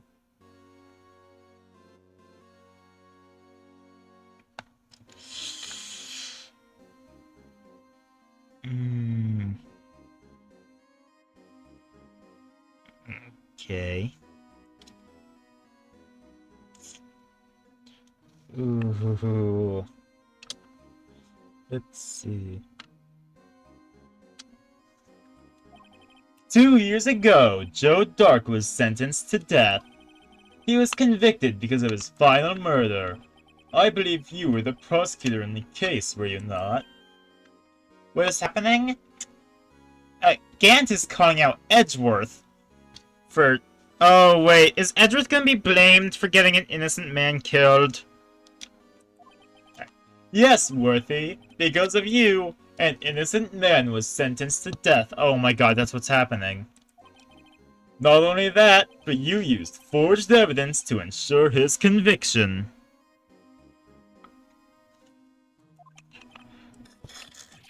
Ah!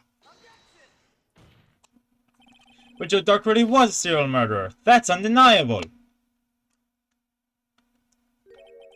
I'm afraid that's not important. Didn't you know? We aren't defenders of justice. What?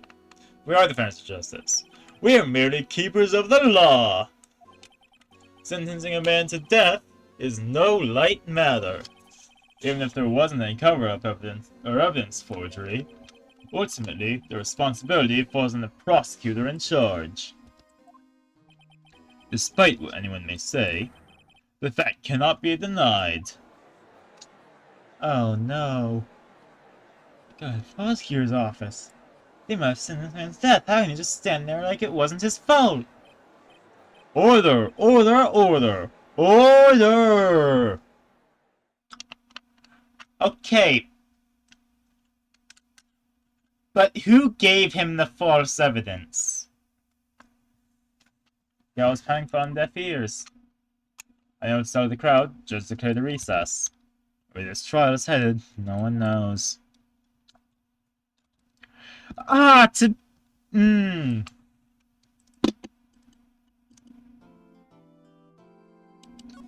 Yeah.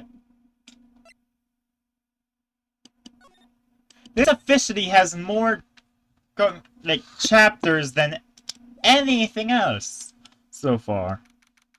February 25th, 1206. District Court, Defendant Lobby number 2. Sorry, Edgeworth, I didn't mean to get you in trouble. Don't worry about it. It's my problem, not yours. I'm not interrupting, pals. Oh, yes I am. I'll come back later. Wait, I've Gumshoe, what is it? You got on there, pal, me and second run around while on duty. And top it off, you call me here, I've seen happier people at funerals. I take it Law's having you run errands again? No, it's not, this is the last time, pal. Here, just means to give you this if there was a break in today's trial. Evidence law? Edward was talking about this just the other day. You must know the 2 rules of evidence law. No evidence shall be shown without the approval of the police department. Is that right, Mr. Wright? Seems so. At least study some evidence law? Really? Chief Prosecutor also wants me to give you a message. A message? She said if you're planning to take him on, you're gonna need this book. Him. Just needs to give this book a thorough read. Securely slipped into pocket! Doesn't look like that book's doing any good now, though. Hold on. Let me see it.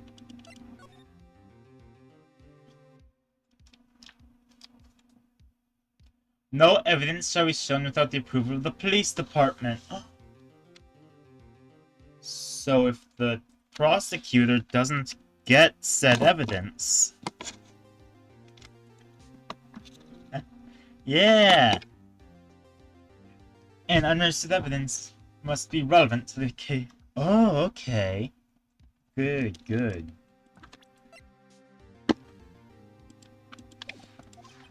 All that's so now is Chief Prosecutor's sentence. That's where you're wrong, Detective. Huh? Haven't you figured it out yet? Well, I am still sitting in that prosecutor's seat, despite all these allegations being thrown at me. Mr. Edgeworth! The real trial today hasn't begun yet. What wasn't there enough to do? Your credibility's been all but ruined with this false evidence you were unaware of. And this guy found you with any cause of man's death. And now you're telling me you want to do more? Think about it, boss.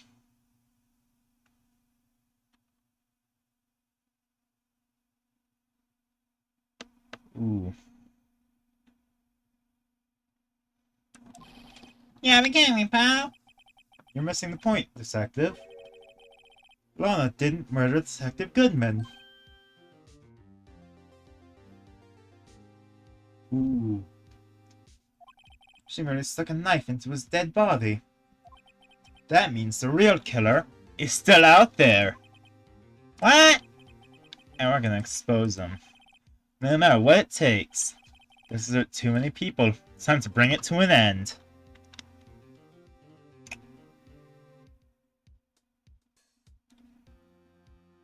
Ooh. We're getting it. I hope we get it. If we don't, then we lose.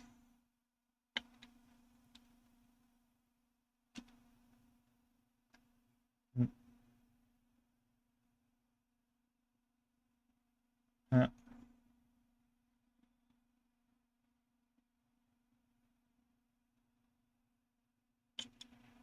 hmm.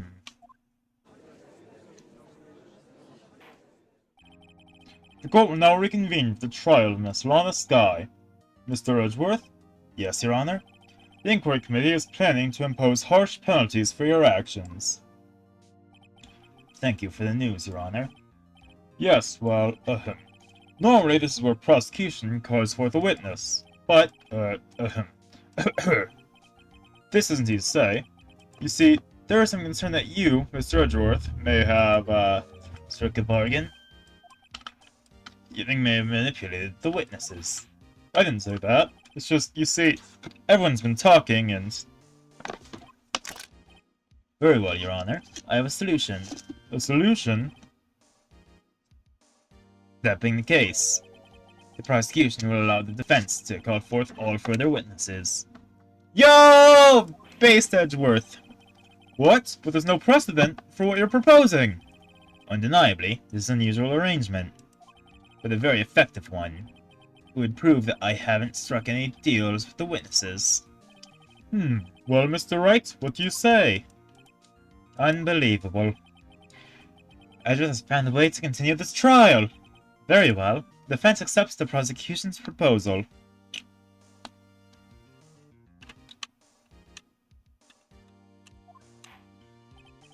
Ooh, you should go look at your silent for a while? Alright.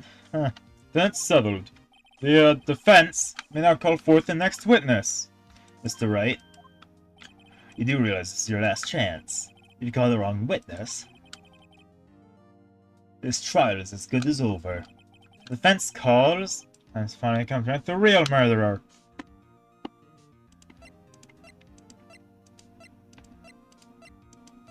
Make it! No, it's Gant. Damon Gant. The defense calls Damon Gant to the stand. Damon Gant? What does this have to do with anything?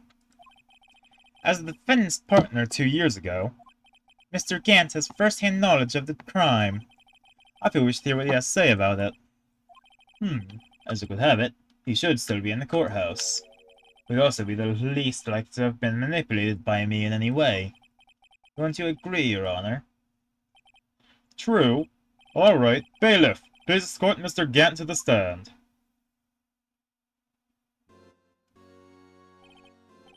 Witness, please state your name and occupation. What is this, some kind of practical joke? I was just on my way to lunch. Your name and occupation, sir. Worthy, are you sure you want to do this? Your name and occupation. So, you want to play hardball, eh? Please, Mr. Gant. Fine. My name is Damon Gant. I'm the acting chief of police. Now then, Chief Gant. The court requests to hear your testimony. Oh, righto. What's with the grim face? First, let's clear up this SL9 incident. Oh, you mean that time when Nana's sister murdered that prosecutor?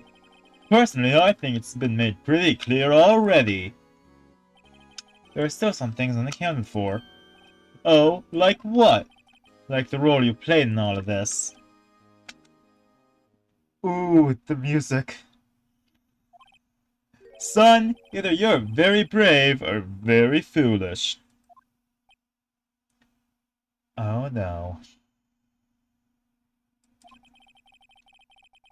You are aware the police chief has all kinds of weapons at his disposal. Weapons? Sure, take my testimony for example.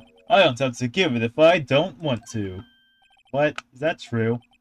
I'm afraid so. Chief of Police has the right to refuse to testify. That feels like a gaping hole in the legal system.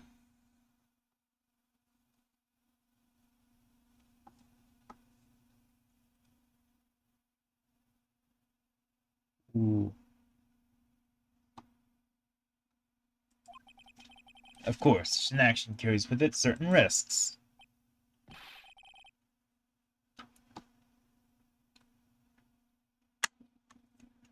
Don't worry, I'm not here to hinder your trial. Just remember, if this turns out to be a big waste of time, don't say I didn't warn you. Very well, the witness may now begin his testimony.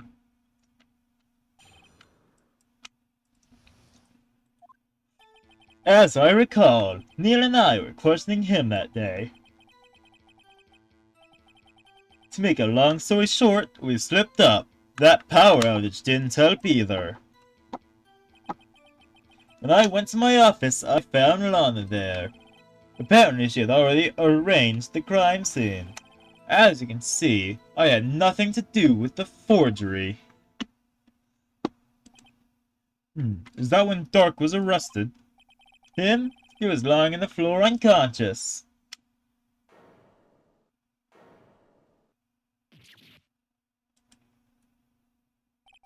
When it was sent near flying, it seems Dark bumped his head. I see. Everything seems pretty clear-cut. Police chief has the right to testify, and bear him hard and fast. No pressing, got it. We immediately accuse him of the forgery.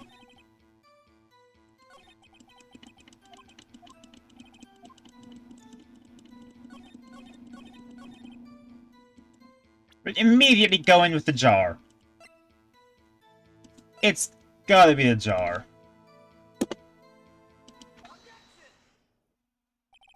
You claim you had nothing to do with the forgery. I'm afraid that is a claim you cannot back up. Explain yourself. Trophies of evidence are found in your office. Take this jar, for example. That's the blue badger you showed us earlier. A piece of this jar was discovered in your safe. Ooh. Not only that, but the evidence just presented earlier was actually found inside your desk. It was found where? You see, Chief Gant, these articles of evidence uncovered in your office are both concrete proof that you also played a part in the illegal investigation. Chief Gant, what is the meaning of this? Oh, here's a defense attorney who may even rival Worthy.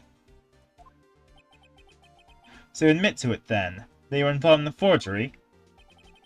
Who, me? Or do you mean you? Me? What do I have anything to do with that? Well, you were the one who snuck into my office when you found this evidence. Prosecutors aren't the only ones capable of forging evidence, you know. Defense attorneys can do so too. Isn't that right, Righto? However, Dave Gumshoe was present during the investigation. Worthy, my boy. Not even detectives are exempt from the law. Rest assured, Dick will receive his due punishment. What? What?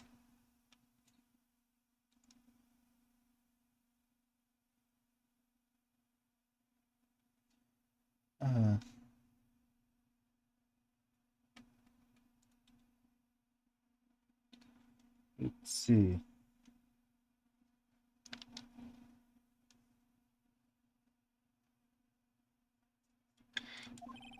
Instead of Gumshoe's started just saying further, end up paying to work. Yeah. Yes, well, in light of the detective's presence, please give us your testimony regarding these pieces of evidence found in your office, and their relation to the forgery that took place at the crime scene. My! Kids these days no longer know how to put two and two together. That's a forgery. Let's see, what was it now? A jar fragment and a list? For all I know, you could have planted them in my office. Anyway, you can't prove when those pieces of evidence were discovered. If they were found after Dark was convicted, then they're worthless. There's no reason I'd participate in a forgery. Rearranging the crime scene wouldn't help me out in any way. Mr. Wright? Yes, Your Honor? In the crime scene, you should have been more careful to observe protocol. You do understand that I am the chief of police, right? There will be consequences. Ooh. Indeed, I believe I'll press charges so you won't make the same mistake again. My apologies, Chief, but would you mind waiting until tomorrow for that? Today is, well, you know. All right, Haji. In return, though, I know, that place, right? Huh? What, are you guys telepathic? I'm gonna press him on everything. I'm not pressing him on that. That would just have him blaming me. I have no proof of that. That's not true. Are you saying the star fragment wasn't discovered in the initial investigation? It would appear not. After all, it wasn't listed in the evidence list. For all we know, it could have suddenly materialized the day that After Dark was sentenced. Oh, wouldn't that be convenient? Right? The Chief is talking about a possibility. As long as you can't rule that out, your remarks, however clear they may be, will only succeed in wasting time. Come now, Righto. Think about it.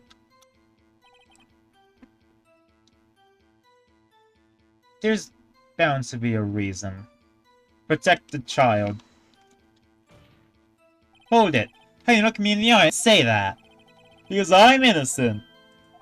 Remember, who was it that murdered Neil? I'm not sure I care for the word murder here. But in the end, the person responsible for Mr. Marshall's unfortunate demise was Amos Skye. Well, now do you see? Reentering the crime scene wouldn't hurt me out in any way. I'm gonna press him on that. Really, Chief Gant. At the very least, there's one very large benefit you'd reap from all this. Oh, I wasn't aware. What is this benefit? That would, of course, be the position you have. Chief of Police. Oh! The resolution of the SL9 incident secured your promotion to Chief. That in itself is sufficient motive. Oh, oh, oh! Oh, that's a good one! Do you really think I'm that incompetent? What do you mean? Even without that case, I was already in line to become the next chief. The resolution of SL9 merely sped up the inevitable a little. Is that true, Edgeworth? Yes, he was gonna be made chief anyway. Ha! Be careful when throwing that finger, or you might wind up being the one pointed at. So that means there's only one possible motivation for you to commit forgery. Yeah, I'm pretty sure we all think that Gant's the murderer. If you didn't do it for yourself, then you did it for someone else. Don't be silly, Worthy. You know me better than that. There are only 3 people I look out for. Me, myself, and I. There, it's out in the open now. Aji, would you mind if I change my testimony a little?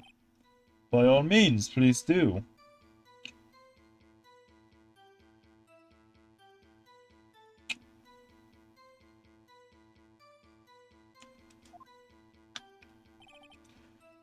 I wouldn't be anyone's accomplice if there was nothing in it for me. Hold it. Nothing in it for you? Sorry, but the only person I care about is yours truly. That girl, Law's little sister, was it? If you think I felt sorry for her, you'd better think again. You're right, you don't feel sorry for anyone. Be tough on crime and tough on people. That's how I was raised. You seem to be lax enough on yourself, though. Oh, oh, oh. That's a good one, Worthy. There have been something in it for him. No selfishness, we've helped someone out. He did put Lana in her position. True, may not help anyone for their sake. And we think that he put her there to, you know, be a puppet leader. If it would benefit you, you might decide to assist someone. Mr. Wright, it appears you're positively determined to portray the chief as a nice man who likes to lend people a hand. That's not what I mean. To be fair, Gant was also presenting himself like that before because he did the whole, if someone asked me to lend them $50, I'd lend them $50.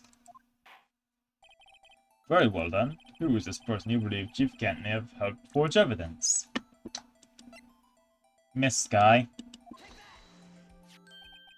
Chief Prosecutor Lana Sky? The defendant? I believe it's quite obvious in my circumstances. Amy Sky fell victim to an unfortunate series of events. Who'd once helped her more than her own sister, Lana. As for Chief Gant, who would also have a reason to help Lana if she asked him to. That reason, of course, is self-profit. Self-profit? What do you mean? Oh my god, he's a dirty capitalist!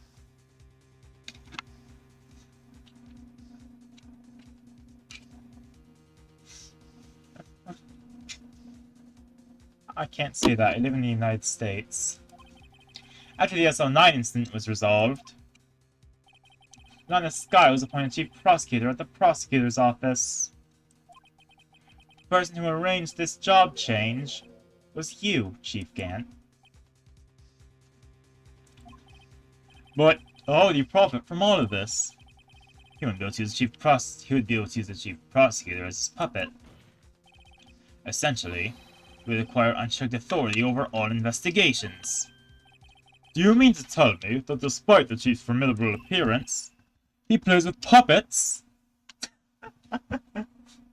Yes, that's exactly what we're saying. Right, Coco? Oh, wait. You must mean puppet as in someone forced to his bidding. Never mind. Admit it, Chief. You assisted Lana Sky in forging evidence. Your motive? To appoint her as chief prosecutor so you can control her. Righto, my boy. You have quite an imagination. Let me ask you something.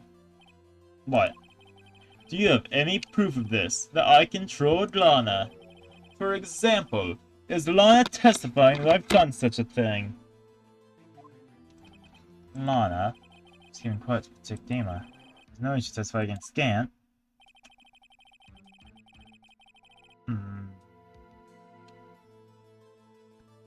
I'm afraid that in proof, this all amounts to nothing more than mere conjecture.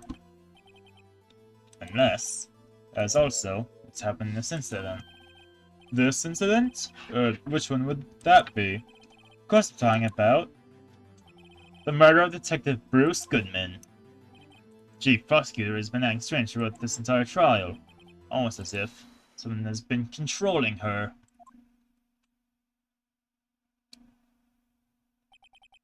Worthy, you'd better watch your tongue. I wouldn't want you to get hurt. Okay, that is clearly a threat. Just what do you mean? What he means, Your Honor, is that Chief Gant is involved in the murder of Detective Goodman. Not only that, but the Chief is now making Lana take the rap to cover up his involvement. What?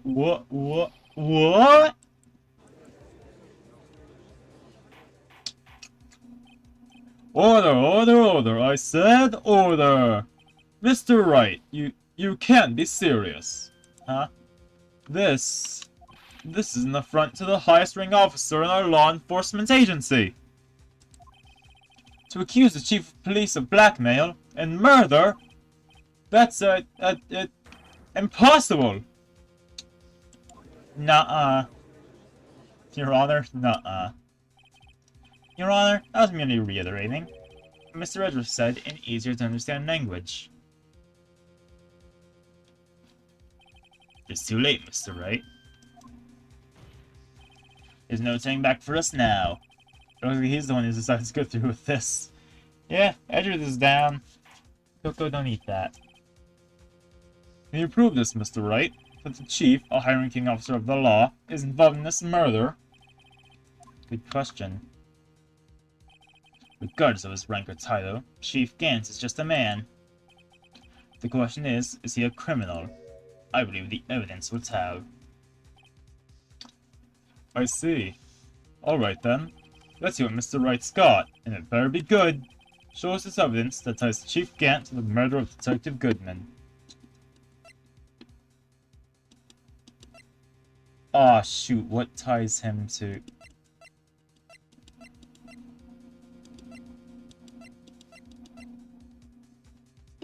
What ties him... Oh! Oh, 77777. This is the ID card list. I think he's guilty, just like he's always trying to look innocent with his eyes. No? Yeah, he's always trying to look innocent. He's clearly got the same energy as Red White, who was also using power to get his innocence. And, there was another thing that I forgot. Yes, the one that shows who entered the evidence room on the day of the crime. There was one ID on the list we couldn't determine the owner of yesterday. 7777777. Sorry, but there's no way you can prove that's my card number. It's your number. What? How do you know that? The safe in Chief Gant's office requires a code to open. A 7-digit code. 7 digits? You don't mean... I'm afraid so, Your Honor. The code was 7777777. Yeah. Chief Gant has all of the mannerisms of all of the people who we've found as guilty. Von Karma's distaste for the courtroom.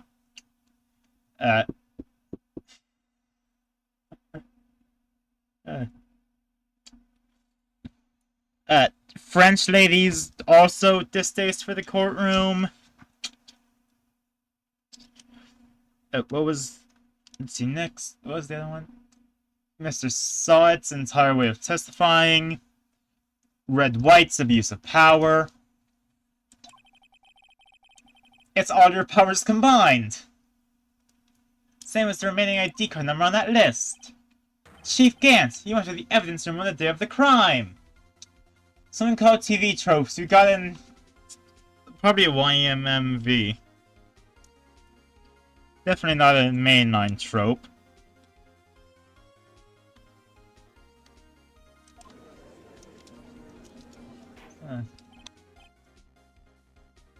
Order, order! Chief Gant, what do you have to say? Nothing. The defense's search of my office was in violation of regulations. I would demand Mr. Wright to be punished to the maximum extent of the law. But right now, this court demands an explanation from you about the use of this ID card. Let's go! He's trying to use the rules of adult society, but nuh-uh. Chief Gant, so you admit it? You entered the evidence room on the day of the crime? What about it? I'm chief of police, whether it's the evidence room or the bathroom. What's the difference? I can go anywhere I want. Tell me, when you entered the room, were you alone? I always go to the bathroom alone, as I do with the evidence room. Detective Goodman wouldn't have happened to be with you that day, would he? Well, of course not. Why would he be? I hadn't seen him in days. You haven't seen him in days, Chief Gant. I'm afraid you've just undone yourself. On that day, you had to have met with Detective Goodman. What do you mean? The show's purpose is to determine Lawless Guy's guilt. No, it isn't. No, it isn't, Your Honor. This show's purpose is to determine the truth. If Chief Gant met the victim the day of the crime, then we need to determine one thing. What transpired during that meeting? In that case, Mr. Wright, I'm gonna have to ask you for evidence. Show us proof that the victim went to meet Chief Gant on the day of the crime.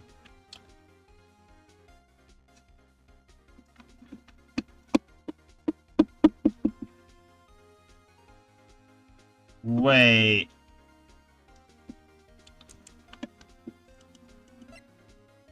If he was filing a paper thing, he would have... Can only be submitted to the chief of police. And I'm hearing Coco chewing on something plastic.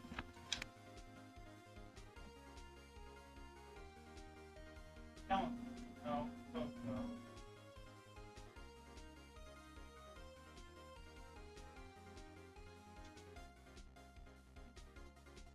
That's not food. Great. Alright. I can return to police. Detective Goodman lost his ID card on the day of the crime. Or to be more accurate, Jake Marshall stole it. So Detective Goodman filed a lost time report. We have had to give that report to the chief of police. Yet you are in possession of the report. Since you can't be sure if he filed it. He filed it. How do I know, you ask? Because he needed to enter the evidence room that day. He needed to? Yes, to transfer the evidence out.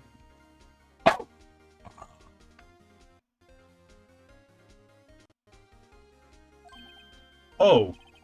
Detective Goodman took the form to you, Chief Gan. Then, you accompanied the detective to the evidence room. I accompanied him?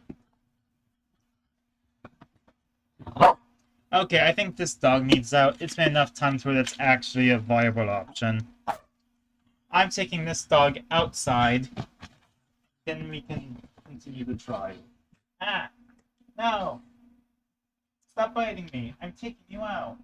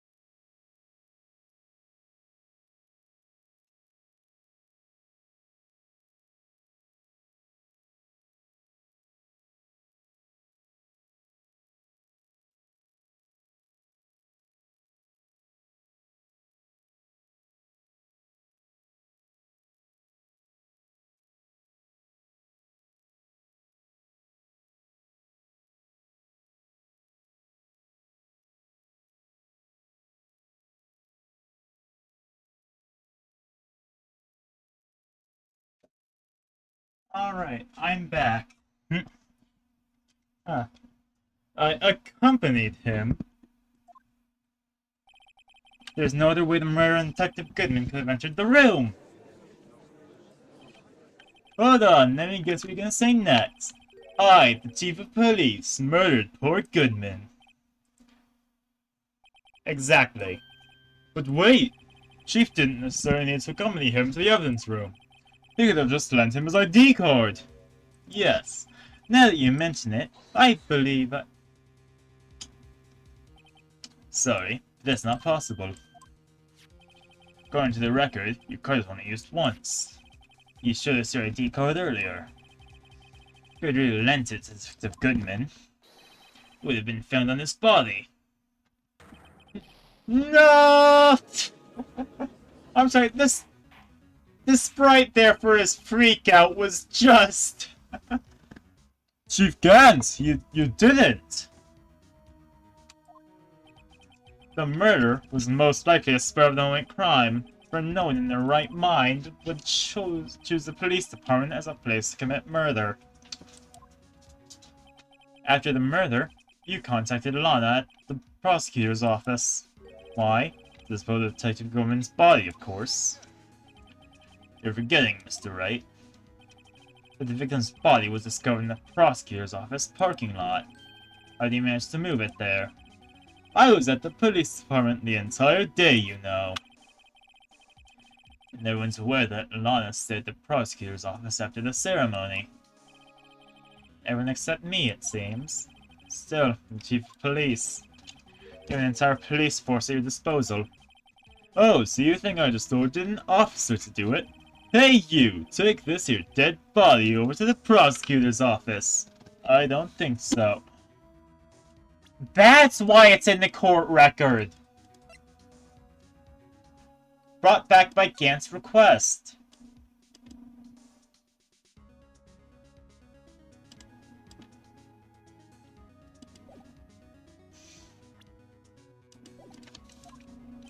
Chief Gant, you have all the evidence we need to prove how you moved the body to the prosecutor's office. Now, this time I thought it was a useless clue just taking up space. Same. How could the chief have moved the body? Mr. Wright, show us this evidence. To his body, Chief Gant used this. This is how he moved Detective Goodman's body. What's that? A screwdriver? What does that have to do with this case? Mr. Edgeworth, think back to the day of the crime. What is this screwdriver doing here? It's here because... I was asked to go, by Chief Gant, no less. He told me he wanted me to keep it here in the prosecutor's office. In any case, on the day of the stabbings, I brought this back here. You see it? After the ceremony ended that day, I didn't plan to return to the prosecutor's office. But you did, because Chief Gant asked you to. You mean The body was found in the trunk of Mr. Edgeworth's car. I think it's obvious what's happened. The body was moved by that car! Detective Goodman's body was carried in the trunk of Mr. Edgeworth's car! Yes, unless, of course, you have another explanation, Chief. Where else would you have asked Mr. Edgeworth to transport evidence from a closed case? There's only one plausible explanation. To transport the body to your accomplice, Miss Lana Skye. Order, order, order! What is going on here? Is there no room for rebuttal to the defense's outrageous accusations? Think back to the photograph Miss Starr took at the prosecutor's office. This was not a photo of the body being stuffed in the trunk to be taken away. It was exactly the opposite. It's a photo of the body being taken from the trunk. Chief Gant, please say something. I believe... Your time's up. My time's up? Sorry, Rhino, but I'm having lunch with the District Attorney General after this. We have to get going if we're to make it in time for the early bird special. Oh my god, he's abusing his power! But the cross-examination isn't finished yet. Remember what I told you earlier. A police chief has all kinds of weapons at his disposal. Weapons? Like the right to refuse to testify. I'm invoking that right now. What? That is not a right to be casually invoked. There are certain risks to be considered. So you're gonna just run away after all this? Run away? Don't make me laugh, Worthy. I stabbed old Goodman. That's what you're saying, right? But if you had any conclusive evidence, you would have presented it by now. Well, You think I had Lana dispose of the body? If so, then show your proof and get it over with. I'll say it again, Mr. Wright. Damon Gant is the current chief of police. The court will not tolerate any accusations against him without concrete proof. Well, Mr. Wright, Your Honor, do you have any concrete proof? Proof that Chief Gant murdered Detective Goodman and made Miss Sky dispose of the body? Having concrete proof. Do we? No. No, we don't. It's seen no use showing evidence I'm not even sure of myself. No, Your Honor. At present, I have no conclusive evidence. Yeah, there's nothing that could be conclusive here. See, G? In that case, this court is forced to penalize you for your allegations against the chief. You're back! Yeah! What? Here's a tip. Never gamble what you can't afford to lose, righto. It seems that Lady Luck was on my side again today. Okay, Udgy, I'll leave the rest to you.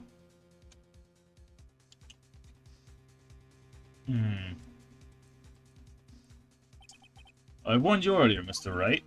This is an affront to the senior officer in our nation's law enforcement agency. What? He isn't. He's abusing power. Lady Luck, Maybe we should have a word with her. Mr. Edgeworth, what do you mean? There's one lady who knows the real truth behind this trial. We haven't yet had the honor of hearing your testimony. Another witness. Oh, it's Lana! We're gonna call Lana to the stand! In the absence of conclusive evidence, the only other method of proof is testimony. But Chief Kent has invoked his right to refuse to testify. There's still someone else. One more witness who can answer all the questions raised in this trial. Someone right in this very room. Mr. Edgeworth, who is this person? Why are you asking me, Your Honor? Have you forgotten? The defense is the one calling witnesses today. Mr. Wright, does such a witness exist? You may not be willing to tell the truth. But we can't just stop now. Yes, Your Honor. The defense calls forth. Dick Gumshoe! No, it's Lana. The defendant, Miss Lana Sky, she's in the underground parking lot at 5:15 p.m. on February 21st. I see you just saying Alana repeatedly in chat, as if I was actually not gonna do that. Her task? To dispose of the victim's body. In accordance with a certain someone's orders. Mr. Edgeworth? The prosecution has no objections, Your Honor. Very well. The court will now take its final recess for the day. You're not the best? Don't worry. You did get it right. Huh. I just find it funny that, yeah, you immediately latched onto it. But you did great. In 15 minutes, we will reconvene to hear the defendant's testimony. This court is now in Hold on, huh? Chief Gant, I thought you were going to eat. Listen good, Lana. Signed to Lana. I don't think you need me to tell you this, but if you accept Mr. Wright's claims, there will be terrible consequences. That's right. Your sister will be found guilty for Neil Marshall's murder. Oh my god, he's actually black, man. This is Red White again.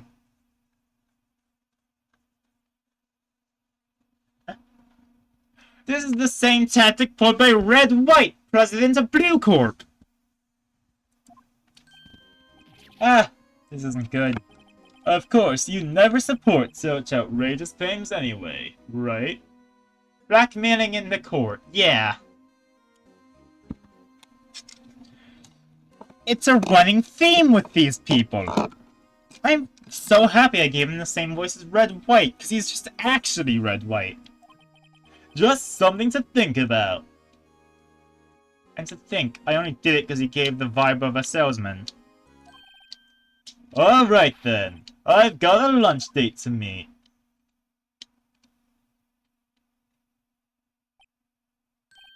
Okay, if there aren't any further objections, this court is now in recess. Can we put Lana in, like, witness protection? What's I managed to stay in the game? Yeah, thanks to your help, Edgeworth. Ah, Chief. Hey, something else, eh, pals? Detective Gumshoe! I'm not detective anymore. Oh yeah, sorry about that. Ah, don't worry, I've already decided where to work now. At your office. You're hired. I'm in. Yeah, let's do this. My office. Sure, I'll take place that top night girl you used to work with. What do you mean? Oh, yeah. I need a weapon. You need a weapon. Okay then, yeah. Let's go, Gumshoe the Spirit Medium! Still, looks like we're all out of moves now. Chief can't sign again. How was he always gets the upper hand? It's not fair, he has the right to refuse to testify. Slow down, right? To shoot Gant? That's fair. But then I gotta defend you in court, and you've already admitted that you're gonna do it. And that's... oh, damn worms. Remember what the judge said. But Chief, that's no right to be casually invoked. There are certain risks to be considered. Risks? What do they mean by that? It's simple. The Chief refuses to testify. The opposite also holds true. You mean he forfeits his right to say anything too? No. It was Ema, not Lana. You mean he refuses his right to say anything too? Ema, are you okay? Yeah, when I came to, I was in the medical office. I've been listening to Trout from the gallery. You get into prison, but you'll admit it because he's using his power for... Let's go! That's the French mindset! Huh. Yeah!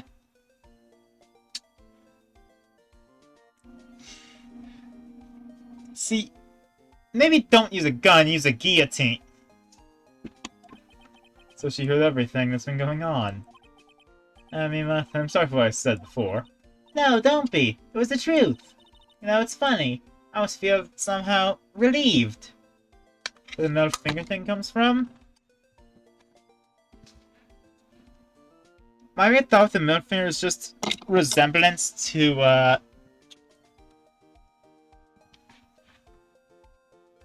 how do I say this in a way that won't get me banned?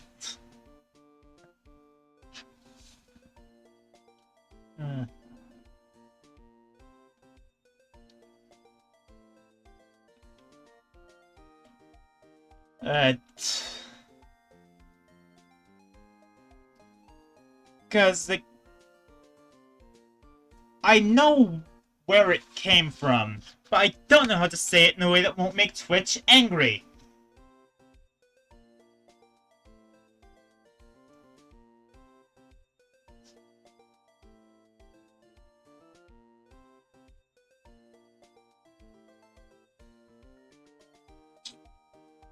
Yeah, I'm just not getting into the question, because I can't do it in a way that doesn't, you know.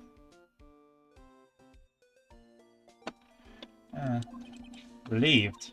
Yeah, now I finally know what really happened. Think that all this time, my sister was being blackmailed by that terrible man. Ooh. And she did it all just to protect me. Ever since her opponent is chief prosecutor.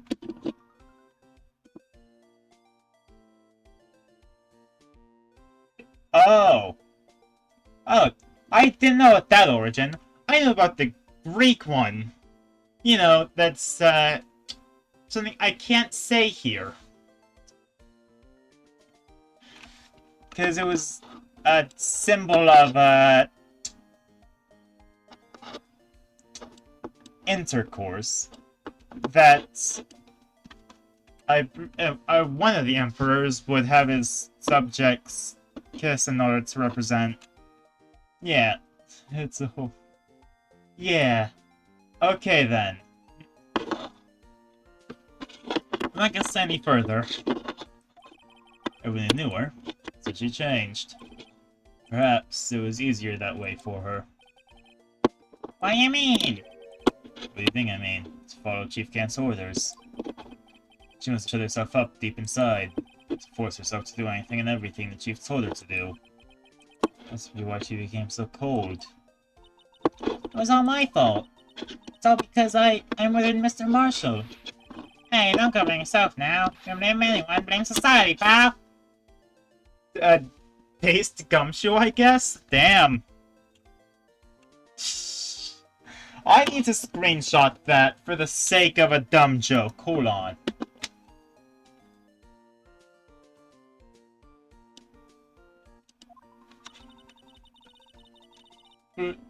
That once no should use was true. Google doesn't have to apply to either of their guidelines. Yeah. Chief can't be able to fool everyone else with his forgery, but he can't fool my memory. I remember now. I knocked Mr. Marshall into that armor. I see. I bring him back. It's time for the final act. Hema, why don't you wait here? No, I'm going with you. I want to be there.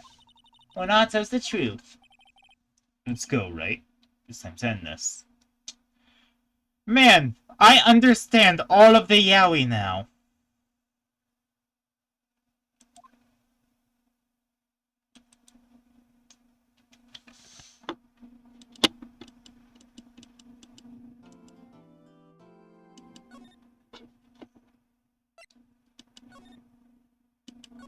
I would say, a lot of this trial feels like bull.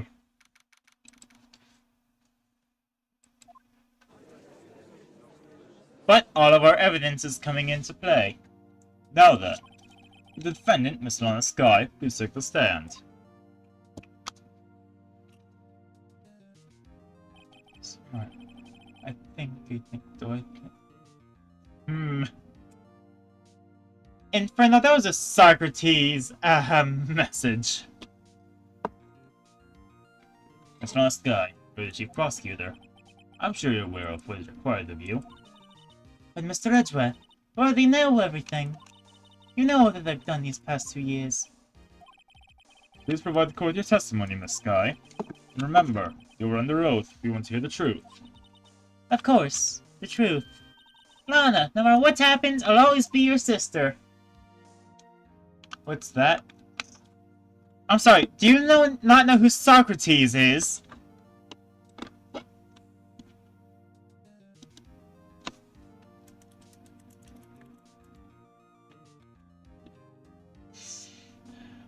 I'm grabbing an image.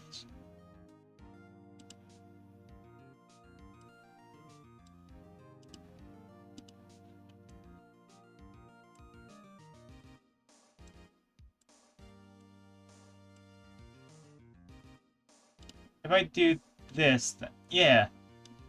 Socrates. Mr. Athens philosopher. This guy. I'd be dragging him around my screen in real time, but I have to just repeatedly click to do it because of the way OBS works. Ah.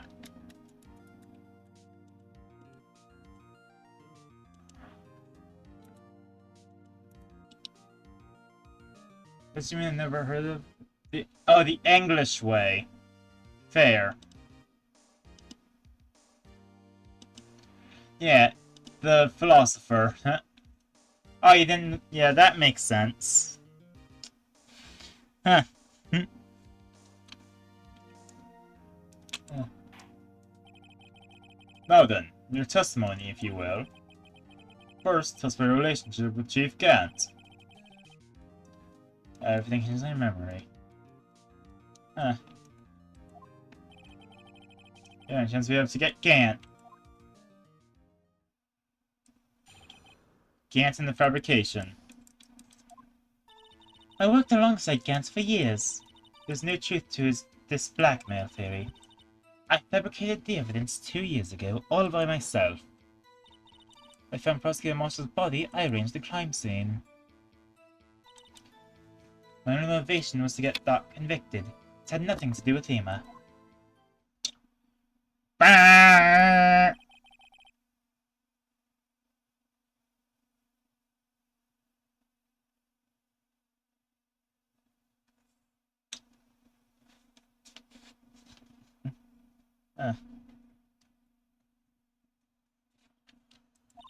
Testimony. Your Honor, I'm confessing to a capital offense. Of course I'm sure. But Lana!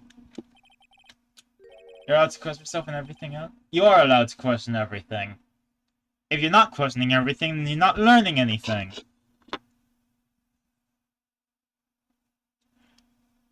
Questioning yourself is the only way to self-discovery.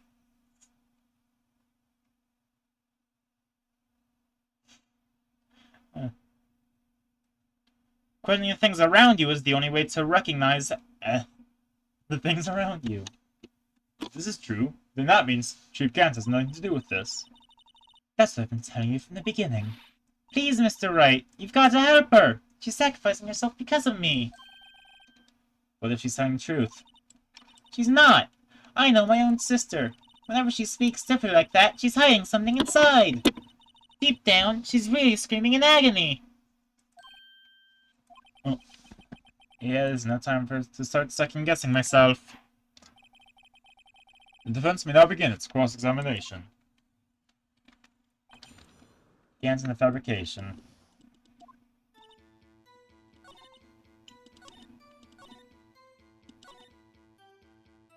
Sony testimony doesn't make you confused, your head hurt. That's valid. I'm getting a bit of a headache myself, but I'm also thinking back to all of the other streams. I'm pressing here. So you rearranged the crime scene? Are you sure you didn't do this to keep Emma from being like the murderer? How many times do I have to tell you, Mr. Wright? Emma didn't do it. Period. I'm so desperate to hide that fact. You're willing to risk the death sentence? She's lying! She did so he wouldn't be blamed for what's happened! In any case, as a prosecutor, what I've done is unpardonable. There's nothing I can do to make up for my actions. Mr. Wright, my sister's lying! Looks like she's determined to protect you to the end. She insists she fabricated the evidence by herself. There's no way she'd have done it alone! I've gotta get on to talk more. Okay, so I gotta press... I need to press on the... by herself. Do you do so to help your sister? Joe Dark was a serial killer. My sister almost became his first victim that day. I didn't want that incident to ruin her life. But what she did was justifiable self-defense. She wouldn't have been charged with anything. That's not the point. She was traumatized that day. All because of that creep. So I couldn't forgive him. Lana! That's what we fabricated the evidence 2 years ago.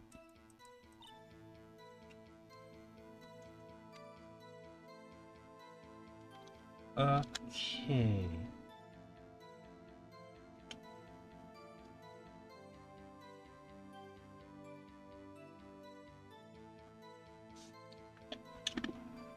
Press. So you did this all by yourself? Yes. Would you mind telling us what you found when you arrived at the crime scene? It seems I was the first person to discover the scene. The broken prosecutor's award knife was stuck in the victim's body. Ooh. What?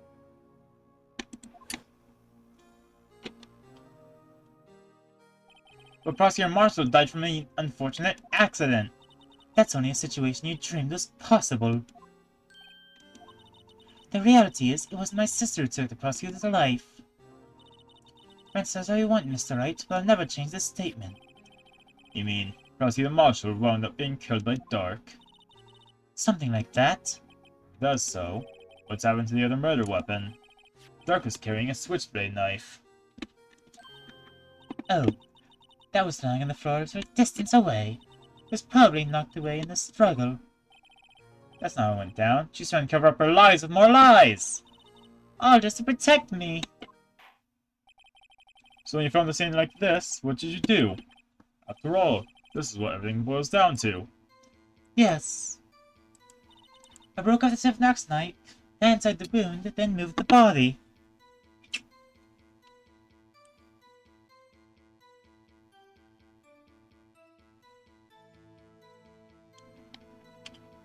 Ooh.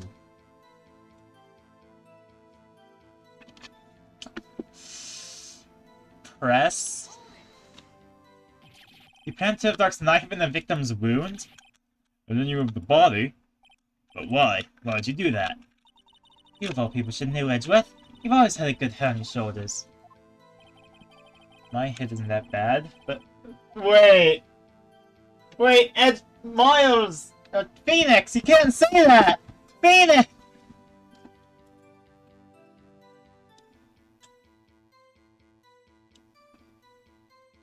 Gotta realize, I gotta post that out of context.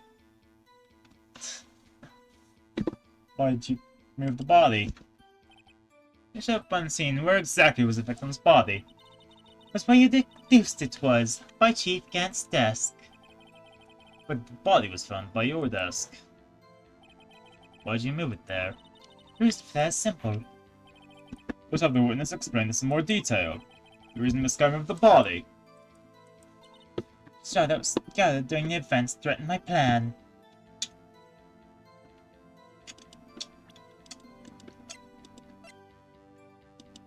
But it was written in blood before. This guy, I understand how you feel. You committed that crime 2 years ago to protect your sister. Gotta put prime in parentheses. You mean the forgery at the scene where Neil Marshall was murdered? If that truth were to be exposed now, the past 2 years of your life will have been in vain. Even so, I am compelled to bring to everyone's attention a significant contradiction within your testimony. Contradiction? In my testimony? You testified, and I quote, "The pieces of the jar that shattered during the events threatened my plan." That's right. You have a problem with that? It's a simple oversight, really. You see, a message was written on this jar with the victim's blood. Yes, the prosecutor must have written it in his final moments. Exactly so. And this is where the contradiction lies.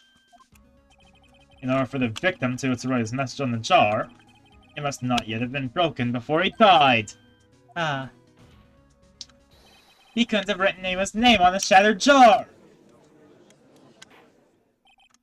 Order! Order!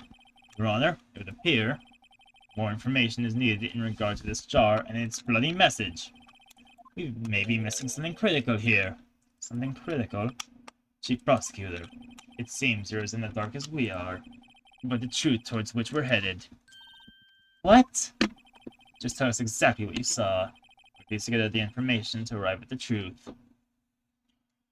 Okay, before we continue, I've been holding and using the restroom for a while. I ought to go.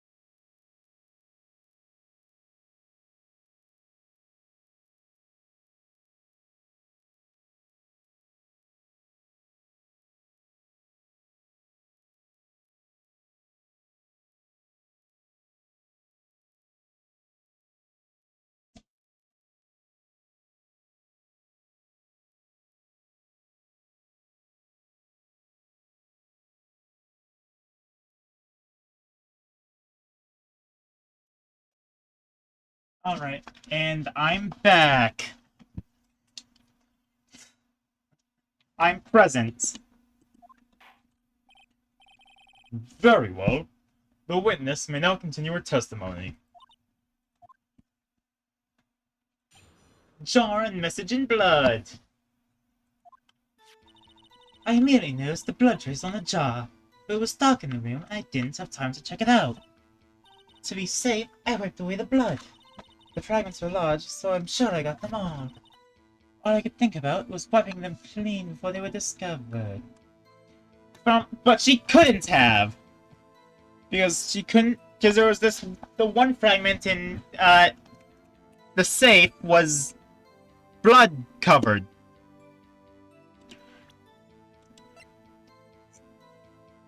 Read the message you wrote? Yeah. The Jeopardy music! We're waiting. Ah!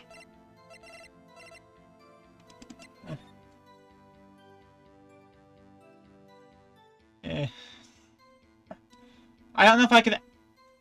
I should get waiting music, but I think Jeopardy is copyrighted. She can wipe all the fragments clean, because this one wasn't.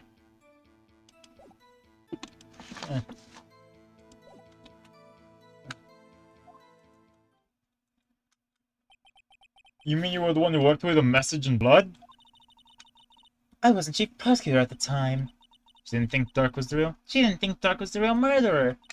That's why she tried to erase the real evidence. Very well. The defense may now begin its cross-examination.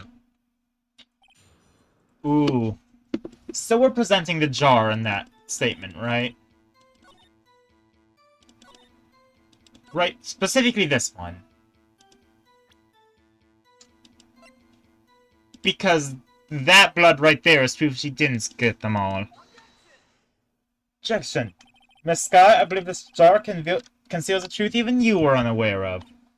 What? We found the final piece of this jar in Gant's safe. Chief Gant's safe. In the chief's safe? But how? I knew it. She really didn't know. There's something even more disturbing about the final piece. There was still blood on it. But the witness just testified that she gathered every last piece and wiped the blood off of them. Yes, which leaves us with only one explanation. On the night Prosecutor Marshall was murdered, you were not the first one to show up on the scene. Chief Gant got there before you. Ah. But couldn't the defendant have simply missed a piece? I'm afraid that's unlikely. The pieces are too big for anyone to miss, let alone an ace detective.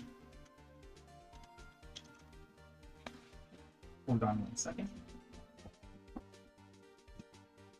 Broom. There we go. She won't be barking right now because I have the broom with me. Is it mean of me to exploit the dog's phobia of brooms?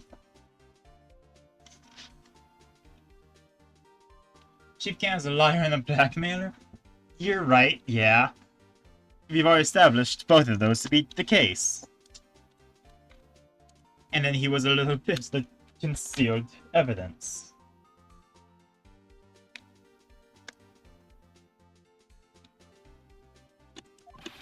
That may well be, but everyone makes mistakes. Even I once wasted an entire day looking for my dentures. They were in my mouth all along! Huh, can you believe that? Have you forgotten, Your Honor? When this witness arrived at the scene, the jar was already broken.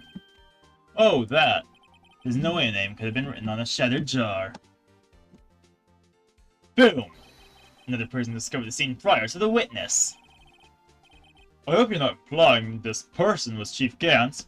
At the time, he was looking for Dark downstairs. Besides, even if he was there first, why would he break the jar? The question is, if he did arrive there first, why did he hide that fact for 2 years? Well, Your Honor, can you answer us that? I've used broom to get freedom. Pretty much, yeah. The dog doesn't like brooms. I don't know why the dog doesn't like brooms. But I will use the fact that she doesn't for my own gain.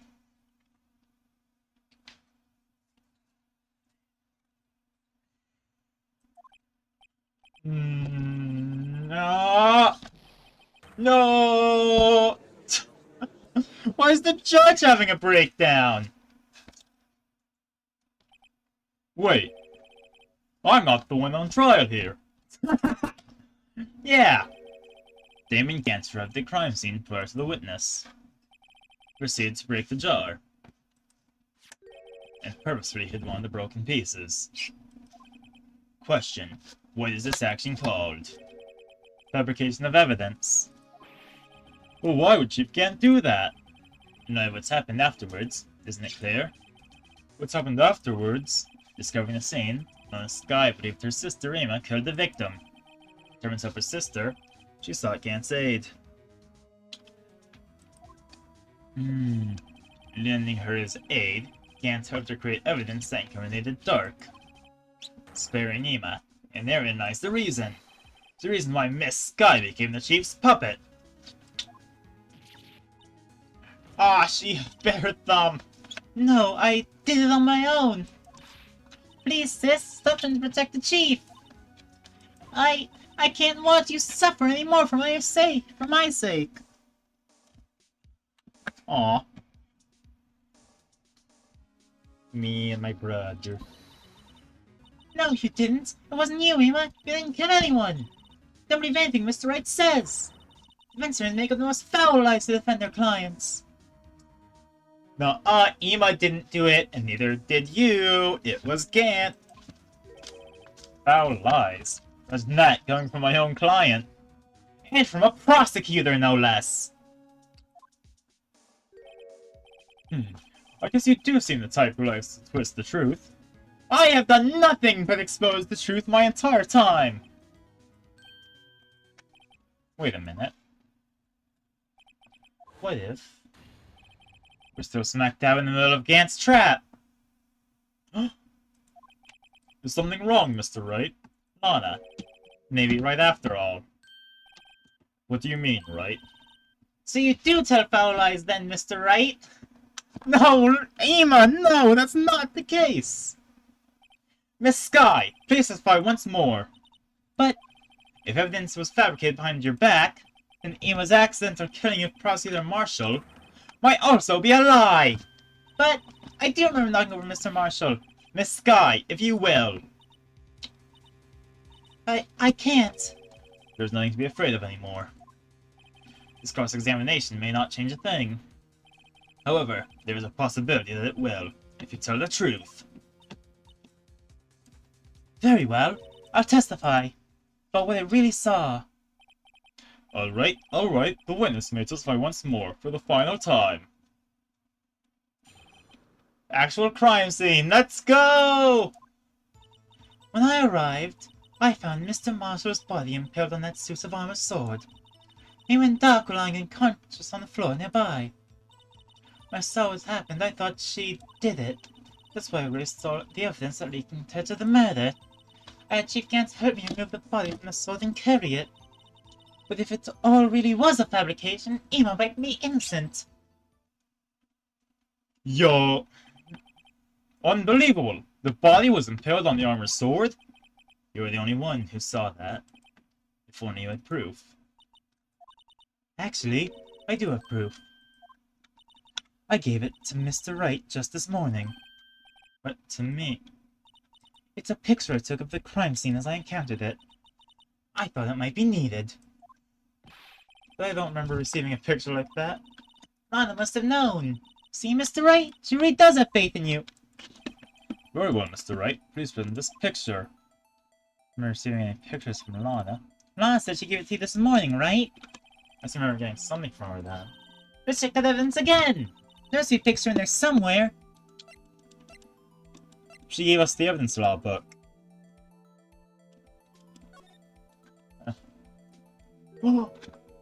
Yo!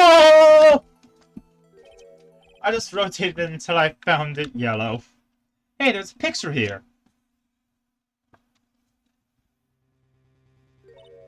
Oh my! This is the actual crime scene! No other detective saw the crime scene like this, because I contacted Criminal Affairs only after I rearranged everything. Enter into the court record. Mr. Wright! That piece cut out from his vest! Could that be... The cloth you found inside Chief Gant's safe. What's this? Oh! This is the handprint, isn't it? That cloth! It had fingerprints on it! Whoever's fingerprints those are must be the real murderer! Emma, no! What? Those fingerprints, they're yours, Emma. Why are your lips turning all purple, Mr. Wright? Anyway, let's go on with the cross-examination. So long as you tell the truth, we should be able to flush out the real murderer. Very well, the defense may now begin its cross-examination. Let's go! Okay, how are we gonna cross-examine this? I found Mr... What? Hold it! Come now, Udgy.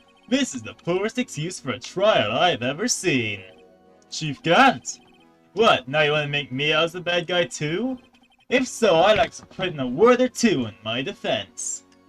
Nuh-uh, you gave up your right to talk. No more words for you. I'll stitch your mouth together like one of those dolls. I'm afraid it's too late for that. What? You already declined to testify. That means you forfeited your right to make statements of any sort. Oh, this must be that risk we were talking about earlier. Just sit back, relax, and enjoy the sound of the noose tightening around your own neck. You'll sit. Yeah! Woo!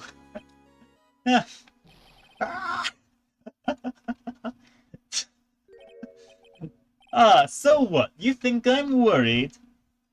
Yeah, I'll get the mouth, you'll get the eyes. Yeah. Should I go get the nose? Sorry to disappoint you, but I don't need to make any statements. What do you mean? The evidence would do all the talking for me. Even if I can't testify, I can still present evidence. Automod heard the message for a reason. Allow or post it to chat. Ah! Yeah, Automod just heard your message. I'm going to deny that. Huh. Automod, huh? Even if I can't testify, I can still present evidence. Yes, that's true. Wait, you mean you still have some conclusive evidence? No, I don't, but someone does. Someone?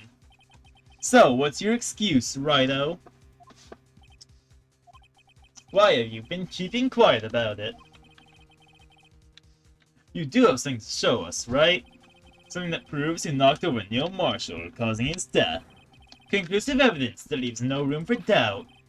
Is this true, Mr. Wright? Show that piece of evidence now.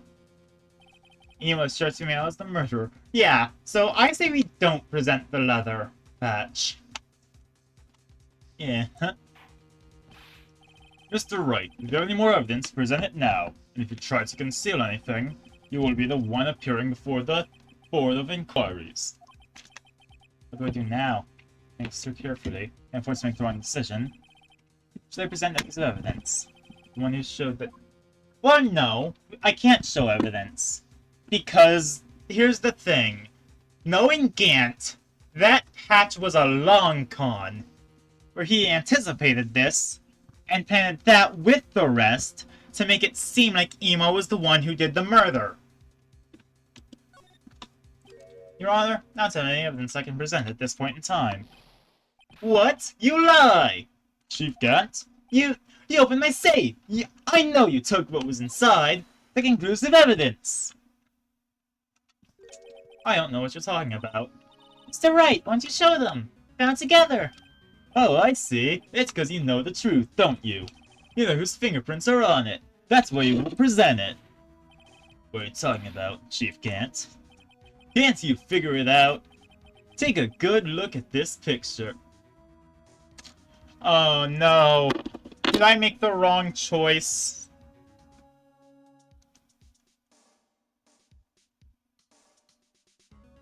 Wait. Wait, but he's admitting that he's hiding the evidence in the safe!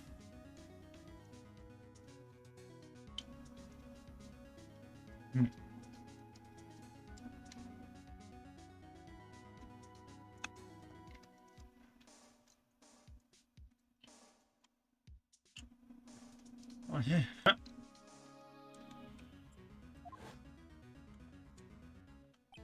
See the victim's vest? Notice anything odd about the chest area?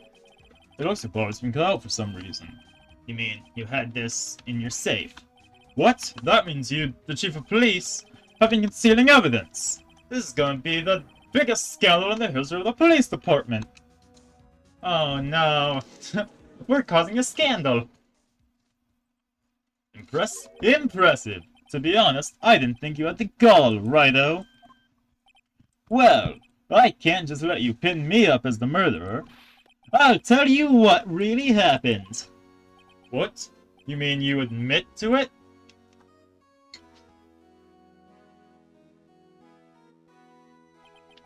Well, I was the first person to arrive at the crime scene that day.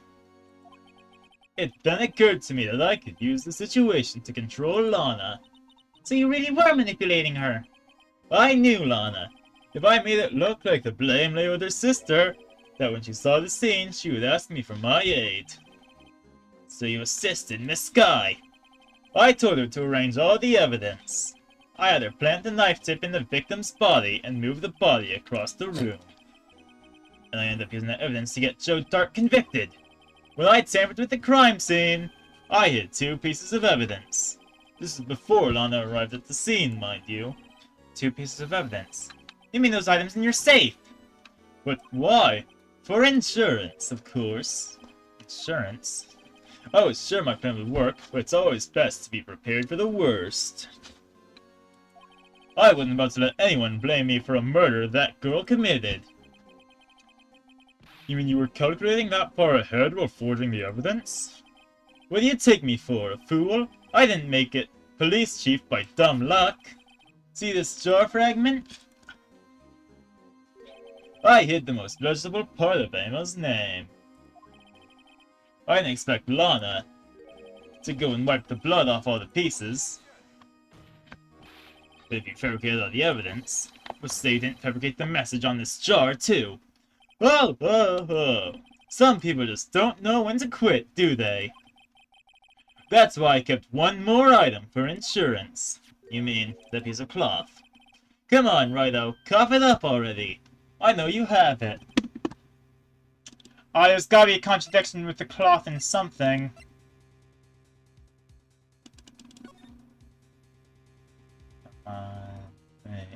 Wait!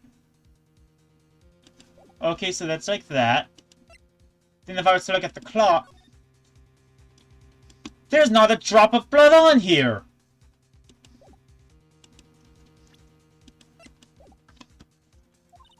What are you waiting for, Mr. Wright? So admit to it then, Chief Gantz, that you were hiding the cloth you cut off the victim's vest in your safe.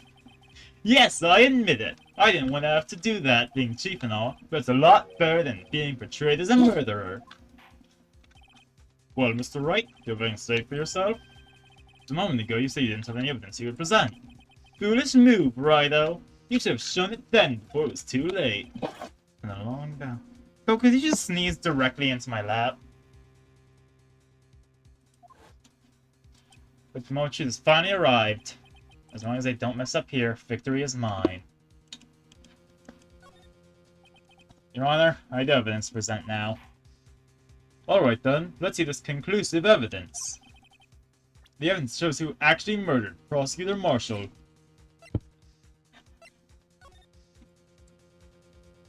I meant to present, not... There... Okay, hopefully Phoenix is smart enough to notice the lack of blood. Let me verify this once more. On the day of the crime, you personally cut out this piece of the victim's vest. Oh yes! At least you finally brought it out into the open. There's a handprint on this piece of cloth. Your Honor, prosecution requests that be immediately sent to the lab for analysis. This handprint on the leather, there must have been a strong impact for it to be left so clearly. You mean, It cannot have been forged. It must be authentic, conclusive evidence. Ho, ho, ho! You're as slow on the uptake as ever, Worthy. What? Think about it. Righto had all this time to present this evidence. Yet he was reluctant to do so. Why would that be? You mean you already know?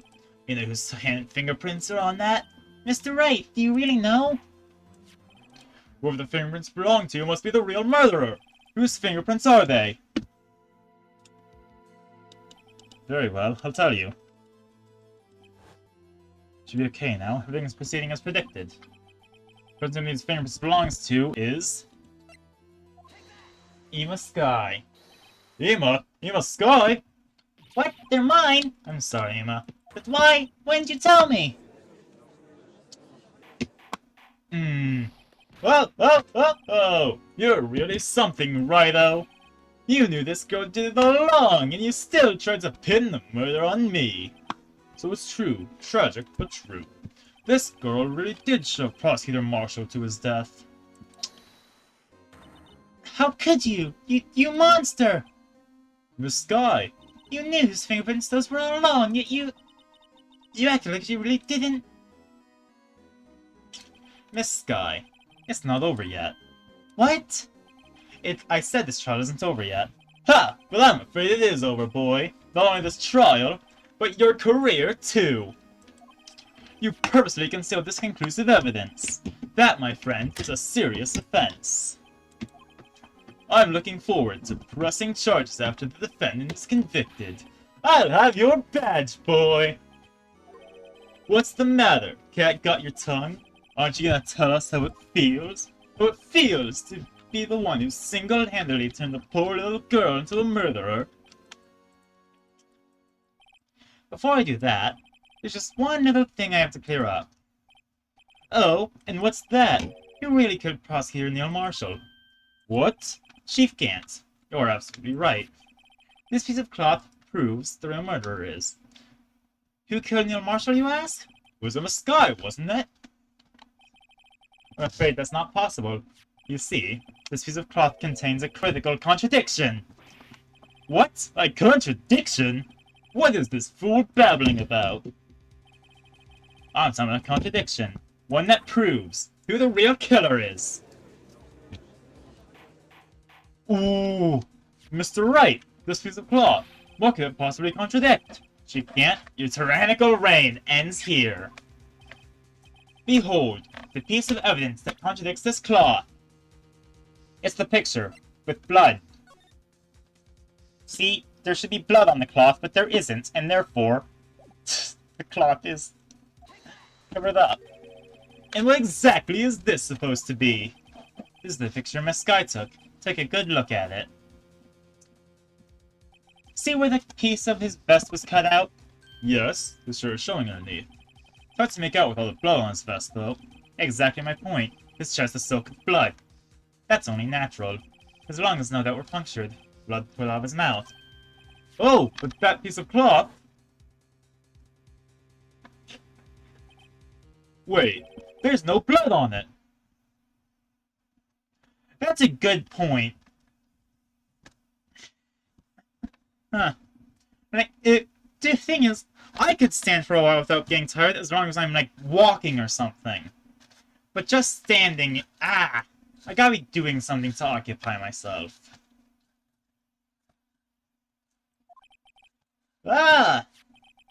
Since Ema Sky's fingerprints are on the cloth, there's no doubt that she shoved the prosecutor aside. However, Mr. Marshall was not impaled on the sword at that time. No, this is nonsense! Now then, Chief Gant, let me ask you something. Prosecutor Marshall was not impaled when he was shoved aside. It most likely he was on the ground and was knocked out. If so, then tell me, who could it have been? Who could have arrived at the scene before Miss Ema Sky, picked up the unconscious prosecutor, and impaled him on the armored sword? Then, to make it look like he was responsible for the prosecutor's death, such person proceeded to write her name on a jar with the victim's blood. A jar that they then broke on purpose to leave behind a clue. And they can all believe her sister did it. Remember what you admitted only moments ago, that you personally cut out this bloodless piece of the victim's vest. Ironic, isn't it? Through this very act of creating insurance, You proved that you were the actual murderer. No! It's finally all over. I love the breakdown sprite for Gant. Oh, that was close, Righto. You almost had me. Sorry, but you'll have to do better than that. I refute your allegations. What do you mean you refute these allegations? You see, that piece of cloth is illegal evidence. Order, order! What nonsense is this? Illegal evidence cannot be used to convict a suspect. Remember, Raji, earlier Righto here concealed that piece of cloth. So then, what you can use, Righto? You do have some conclusive evidence, don't you? Your Honor, how much evidence I can present at this point in time. But here's the thing, I couldn't have. Because it wasn't relevant. Because it was fake.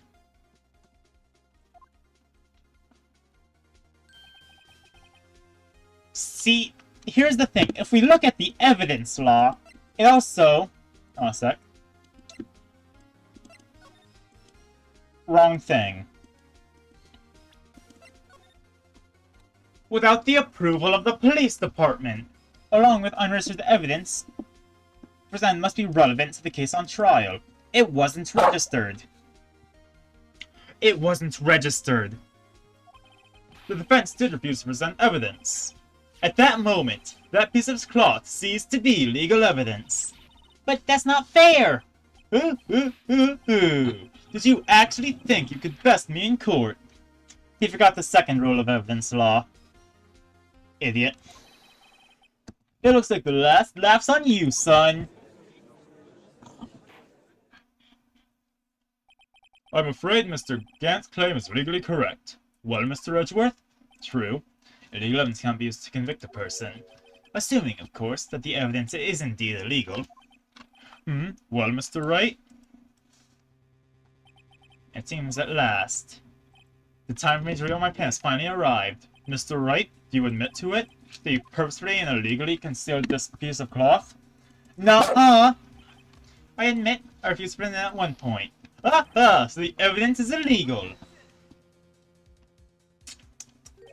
No, it isn't, Mr. Gant. Huh? It's not that I didn't present evidence then. It's that I couldn't.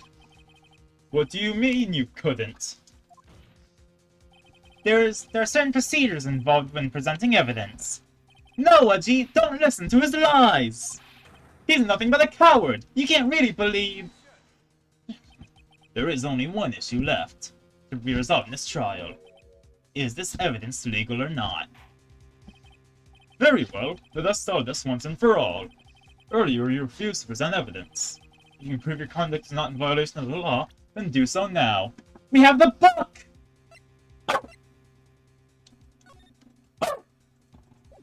Okay, I gotta pet the dog or else she gets angry. This is my proof, Your Honor. Evidence law. What's this? I've done my homework too, Chief. Indeed, Amos Sky's fingerprints were on this piece of cloth. However, at that point in time, this was merely a piece of cloth, nothing more. What? You see, it's written right here in this book. The second rule of evidence law. Rule number 1. No evidence shall be shown without the approval of the police department. I found this piece of evidence myself, inside your safe. It goes without saying, I did not have approval from the police department. Rule 2. Unregistered evidence must be relevant to the case on trial. I guess she does agree with me, yeah. And here's the crux of the matter. You see, at the time, it was impossible for me to prove the relevance between the cloth and the SL9 incident. What? What kind of nonsense is this? You want relevancy? Just take one look at this picture and... Sorry, but can you recall When was that picture presented?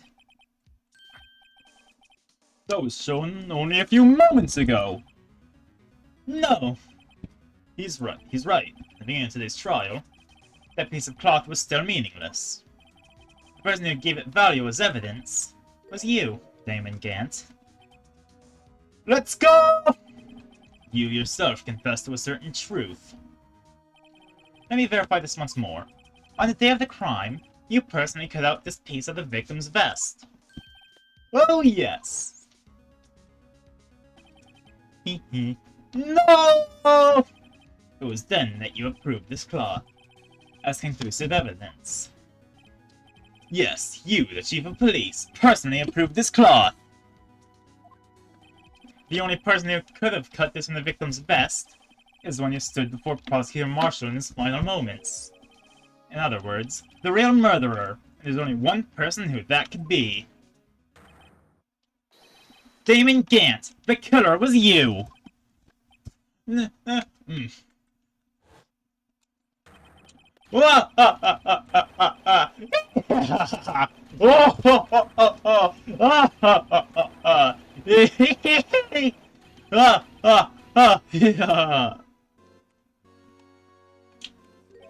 I knew I should have gotten rid of him. That good-for-nothing scum. For 2 years he's been snooping around the department trying to get something on me. Crimes are being committed every day, yet he insisted on hounding me. Well, your crime wasn't exactly petty. He wanted to reinvestigate the case. He recruited Angel Starr, then convinced Bruce Goodman. Detective Goodman? Yeah, that's right. If the evidence transfer, that is my only chance to find out the truth. Please, you gotta help me. Goodman turned him down, as he ought to. Still, Jake Marshall didn't know when to quit. He stole Goodman's ID card and tried to take the evidence. Goodman came to me that day. He wanted to file a lost item report. I went with him to the evidence room. Then all of a sudden he decided to speak out. What are you talking about, Goodman? Can you please reopen the investigation, Chief? Where is Meekins? He's the... Yeah, actually, Meekins' been left out for too long. We can't empty it out. There are too many questions left unanswered. Yeah. Where's Officer Meekins? I hope he shows up again. I hope he has deep lore relevancy. He opened his evidence locker, and as he was taking the evidence out, he said, "It's not too late. I'm gonna hand all this over to Marshall." Well, to be honest, I was a bit taken aback by his words. I had a bad feeling when he came to see me, but I never thought he'd bring up SL 9. That's when I saw it. That accursed knife.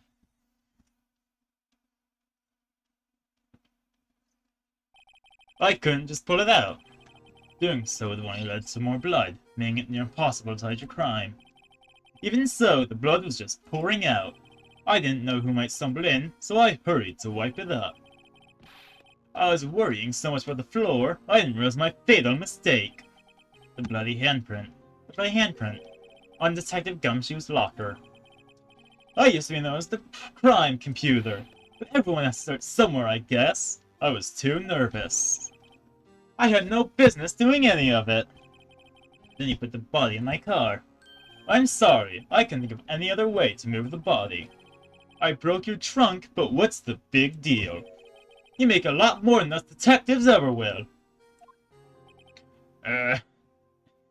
That's not a reason. Now you have destruction of property on your record. Leaving the prosecution's car aside, how? How are you getting this guy involved in all of this? Well, she had as much to do as I did if the truth came out, so you took the evidence from Detective Goodman's locker. I felt bad for having to do it. I also didn't have the time to pick and choose what to take. So, you left the jar fragments in the glove. Yeah, it looks like I was better off being an investigator of crimes than a committer. Yeah. They all did their best to get in my way. I've got to hand it to them. They do their jobs well, much to my dismay. Fake evidence doesn't hold up very well upon close examination. You must have known that. Tell me, Worthy, why do you stand in court? Me? You despise criminals. I can feel it. You and me, we're the same. One day, you'll understand. Oh, believe me, you will. You're just one man. You'll see what it really takes to bring them down once you try to go it alone. Edgeworth Batman arc. Well, looks like it's time to say goodbye. Oh, Udgy?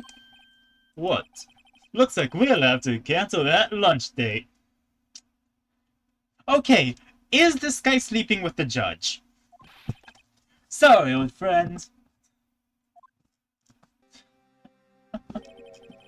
I'm sorry too, Gaming Gant. I knew you as you used to be, long ago. You were once a fine investigator, and an example to others on the force. I'm sorry to learn you are no longer that person. Those days are gone now, Udgy. Thanks for all the memories, though. Don't worry, you'll be fine. Now you have Righto here, and Worthy. With these two around, you can't go wrong. In fact, I can hear them already. The melodious sounds of a new beginning. Huh. There are two things I want you to understand. Yes? First, your sister never hurt anyone. Second, Damon Gamp betrayed you from the beginning. You see, Miss Sky, you no longer have any reason to keep silent. You're right. When this trial is over, I'll tell everything. All that I've done these past 2 years, from the time I had Gant help me forge evidence up until today. So, it seems all the questions raised in this trial have been answered.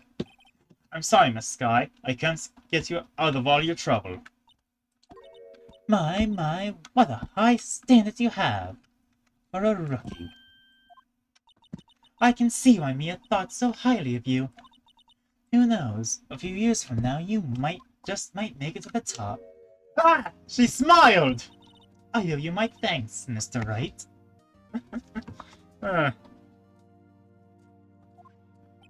Miss Sky. And to you too, Mr. Edgeworth. You've suffered every bit as much as I have over these past few days. Believe me, I know how much of an ordeal it's been for you. It was nothing. Liar. I was worried the pressure might break you. And yet, you rose above it all and guided Mr. Wright to victory. You've done well, Mr. Edgeworth. Stop it. I only did my job. In light of this case, it seems a good self-examining is in order for all of us. Miss Sky? Yes, Your Honor? You are innocent of murder. However, although the chief blackmailed you, the fact is, you still acted as his accomplice. The trial will be scheduled for these crimes at a later date. Yes, I understand, Your Honor. There's something amusing about all of this. Why are you smiling? It's been a long time, Your Honor. A long time since I felt free of these heavy chains. She's smiling, and it's making the dog angry.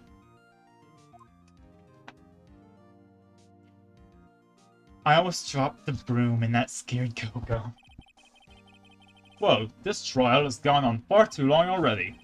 Regarding a charge of murder, this court finds the defendant, Miss Lana Sky, not guilty! Woo! Yeah!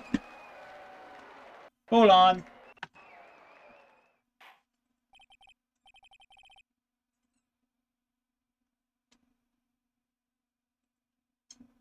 Hold on, I have something to do. There's no beacons and... Yeah, everyone likes beacons, Coco included.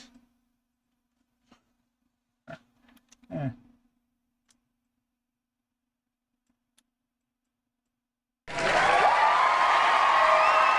yeah!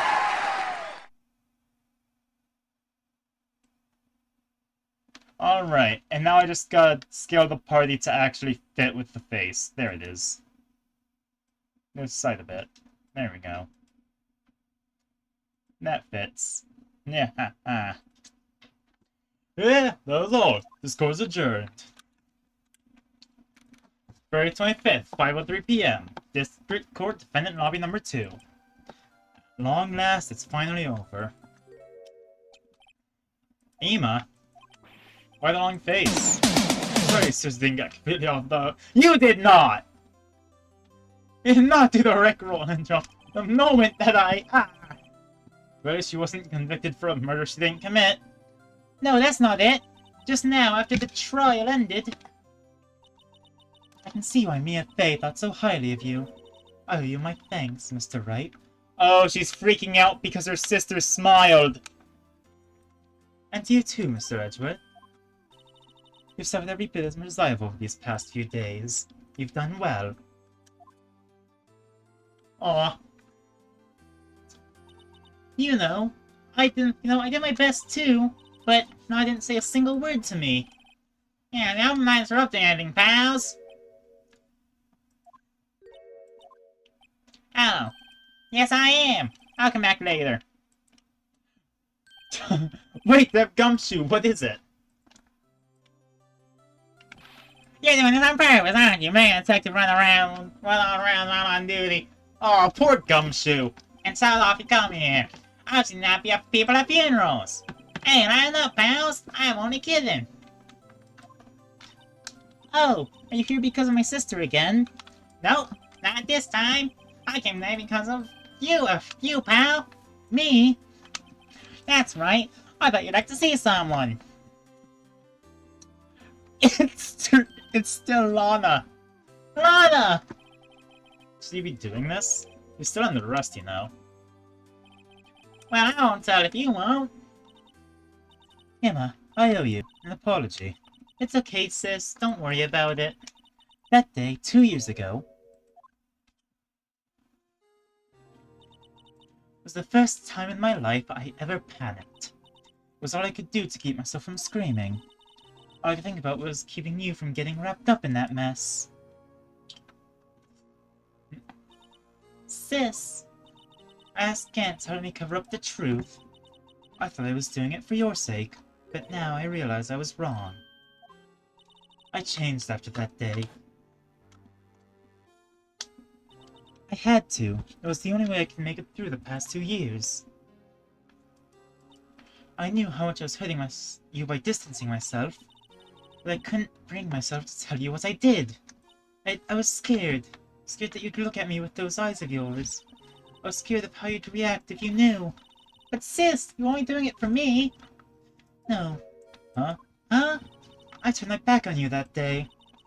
I'm hiding what I believed to be the truth. I was deceiving you. Sis. I'm such a fool. It took me all this time to realize it. Emma, I'm so sorry. But sis, you don't have to apologize. I'm happy now. You're happy? Of course. You know, sis. I always knew that one day you'd come back. And now you have. Oh, Emma. Emma? Aww! No one can change the past. The only thing we can do is strive to make up for our mistakes. Look at that! Why must we make up for our mistakes, you ask? Because in so doing, we can find the way back to our rightful path. And it is from there we can move on towards a brighter future. Yeah! At least that's what I felt watching the two sisters make up. Mr. Wright and Mr. Gumshoe, Me? thank you both for all that you've done. I'm sure we'll meet again someday. Isn't that right, Edgeworth? Edgeworth? Stop hiding and come over here. Where was he hiding? Under the couch? I just can say, congratulations. Thank you. Thank you, Mr. Edgeworth. Right. Well, I'll be going now. Mr. Edgeworth, I hope you don't blame yourself for what's happened. You were the ones who acted corruptly. We were the ones who acted corruptly, not you. It's too late for me. Huh? No matter what anyone may say, I realize today that I can't correct my mistakes. Mr. Edgeworth! Not only that, but I don't even trust myself anymore. Chief Gant was right. You despise criminals. I can feel it. You and me, we're the same. One day, you'll understand. Oh, believe me, you will. You're just one man. You'll see what it really takes to bring them down once you try to go it alone. I do despise criminals. I plan to dedicate my entire life to fighting them. But in order to fight crime on my own, I need a weapon. It's scary, but I've known that to be true for quite some time now. But Edgeworth, who knows? Given enough time, I might have tried to pull something like Chief Gant did. That thought terrifies me. That's why I can't continue on as a prosecutor. Edgeworth, don't you understand? Damon Gant and your mentor, Manfred Van Karma, were both the best of the best when it came to fighting crime. But they both made the same mistake. You said in order to fight crime on my own, I need a weapon. That may be true, but think back to today's trial. You weren't alone. We were working together with Mr. Wright. Woo, yeah! Symbiosis! And because of that partnership, you're able to present evidence that otherwise would have gone undiscovered. Isn't that right, Mr. Wright? Huh? What? Yeah. What is this, a pop quiz? Come on, Mr. Wright, show me what I was talking about. Evidence, huh? Something neither Edgeworth nor I would have been able to find on our own. What, you mean like the vase?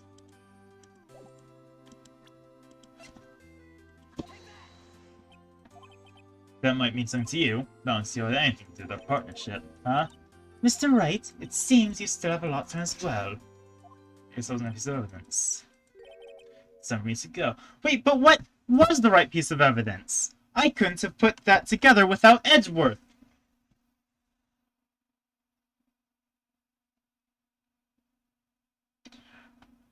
What? Huh?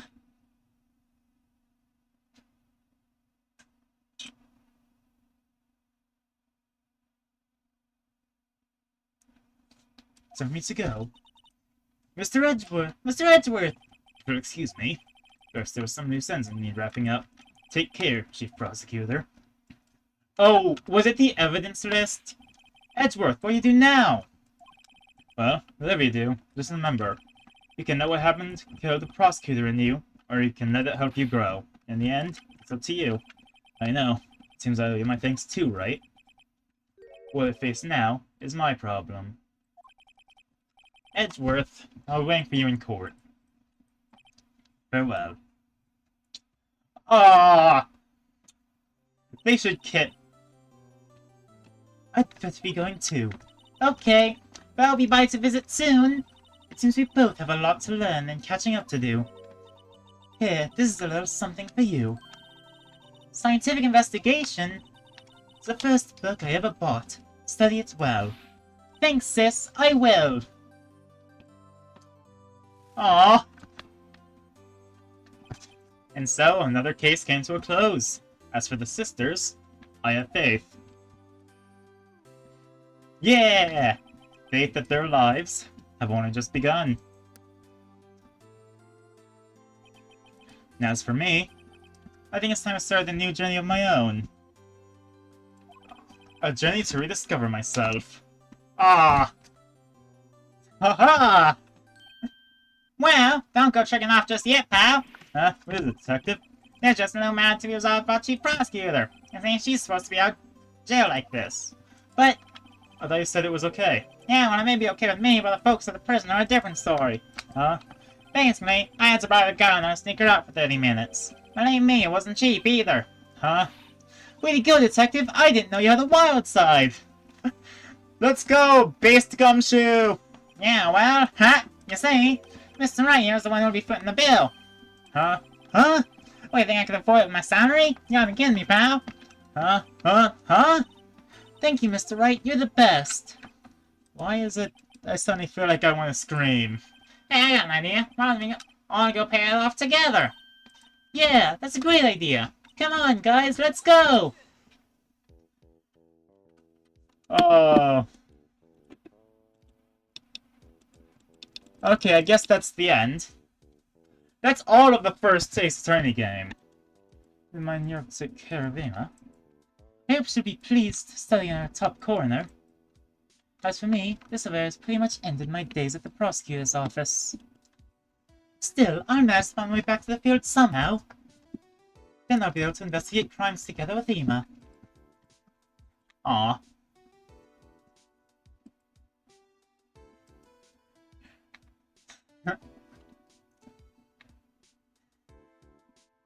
Okay, that's a clever way of displaying the credits. Yikes, I thought I was the guy from there. In the end, though, they won't let man authorize investigation in the chief's office. I won't penalize you anymore. Any worse than firing you. Aw. Yep, that's what they said. It just goes to show. You can't shake me off that easily. Yeah! Woo!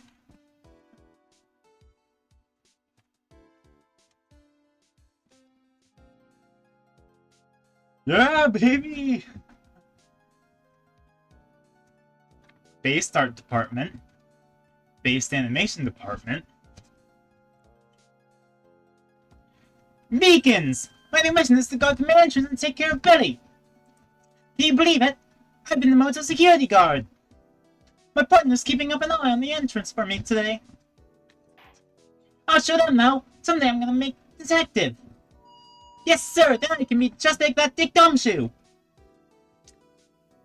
Meekins is back! Yeah! He came back to say something in the credits.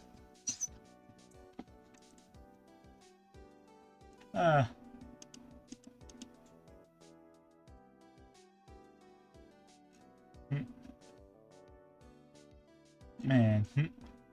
Of course, we get the Blue Badger here. Why wouldn't we? No, it died! Actually, maybe it's a good thing that it died. I'd kill the Blue Badger. Programming. Huh. Wait, this is the whole programming team? What is it? Can't you see I'm having me a showdown with a snake lunch partner? Miss Starman sneaked this into me. She's seen one of the gods, it seems. Well, cowboy, looks like you did it. You even gave me a mean and backer smile. That makes sure Billy and the gang get there wilder. Ooh. Kemi Kimura. The sound. Looks like we won't be seeing each other for a while. As a farewell gift, I put a new meal on the menu. The right way lunch. The top layer tastes as bitter as defeat, but the bottom layer is as sweet as victory. Kids seem to dig the turnabout. Just make sure not to eat it backwards. Ooh, that... Oh my god, wait, that's exactly how these cases feel.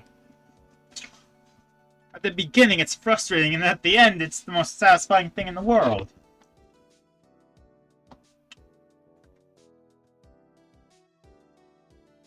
I'll never forget what that young defense lawyer said after the trial. Let's see, what was his name again? Mr. Left? Anyway, he said he's been doing something or other for how many years? Well, anyway, I've got another trial to get to, so I'd better be... Huh? Oh no, I forgot my gavel! Sorry, gotta go.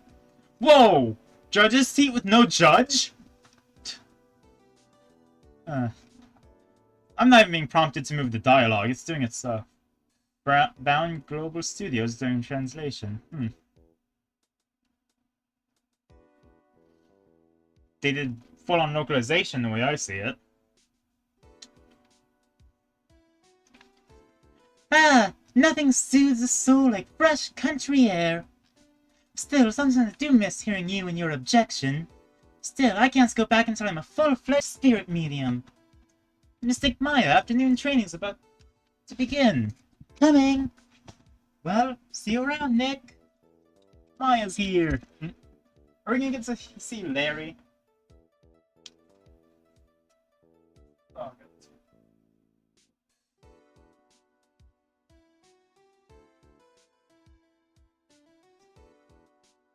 Yeah. This is great. We can see everyone.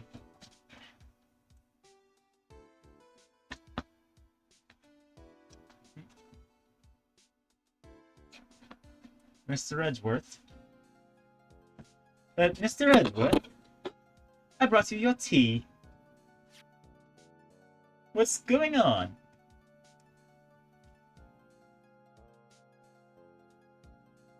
Oh no, Edgeworth is gone! Hold me, Coco. Ah, my gay lawyer... My gay lawyer couple is missing a lawyer. Thanks for coming to see me off. I can't believe I'm going to Europe. Thank you, Mr. Wright. Thank you so much for everything. I'm a little sad, but I'll be alright. Whenever I want to see Lana, all I have to do is open this book.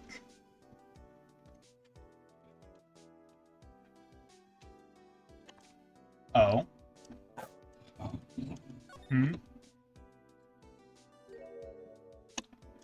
It's a picture, isn't it? Oh. Oh. Look at that, Coco. Ah. It's brilliant. And beautiful.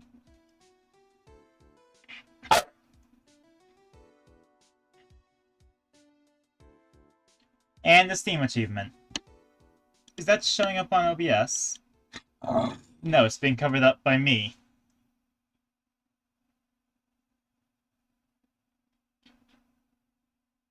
Content saved. And that's the end of the first Phoenix Wright game. Now we're going to Justice for All, and then Trials and Tribulations.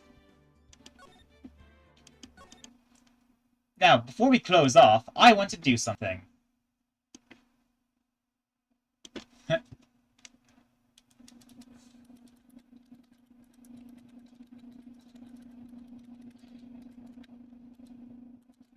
And I have caps lock on.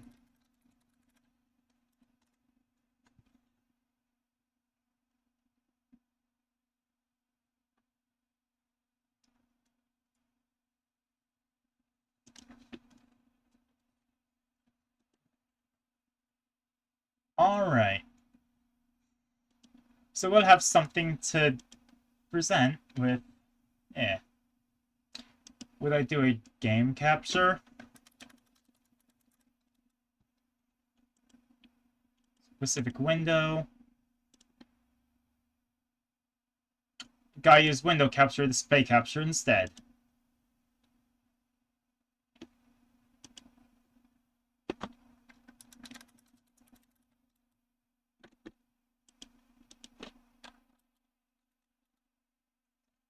There we go. Okay.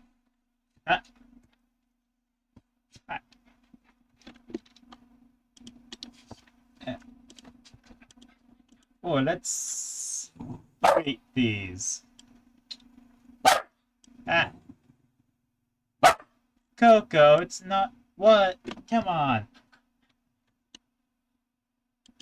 Alright, so... We can only rate 5 out of this expansive list, but let's see so far. The first turnabout. So, what do we think about the case with Larry? I think that's a great introduction, but it's not quite great. Next up comes Turnabout Sisters. Red White is a great character, but I feel like it doesn't quite stick out. Oh no, it does kind of stick out.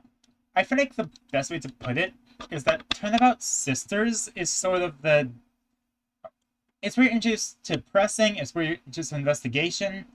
It's just slightly above First Turnabout. Next up is Turnabout Samurai. See, in general, it just goes in great. But, when the old bag exists, I'm putting that in outstanding. Talking about goodbyes, it's wonderful, it feels conclusive, and overall, it's got... It feels like it could be a finale in its own right.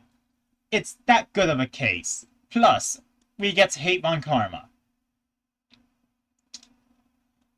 And Rise from the Ashes... Okay, I hated the beginning. I'll say that. So it's not going in outstanding. I outright was not having fun when we started the case. Yeah, karma got karma. Huh.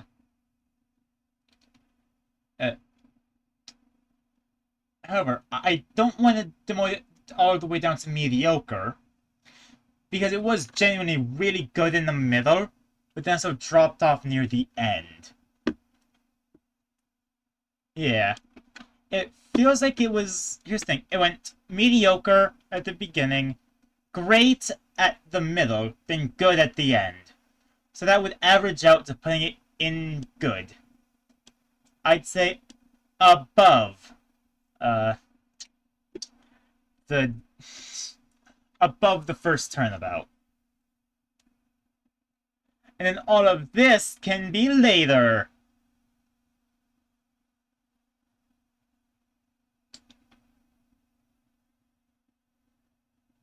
I'm gonna have to figure out a way to save this for later.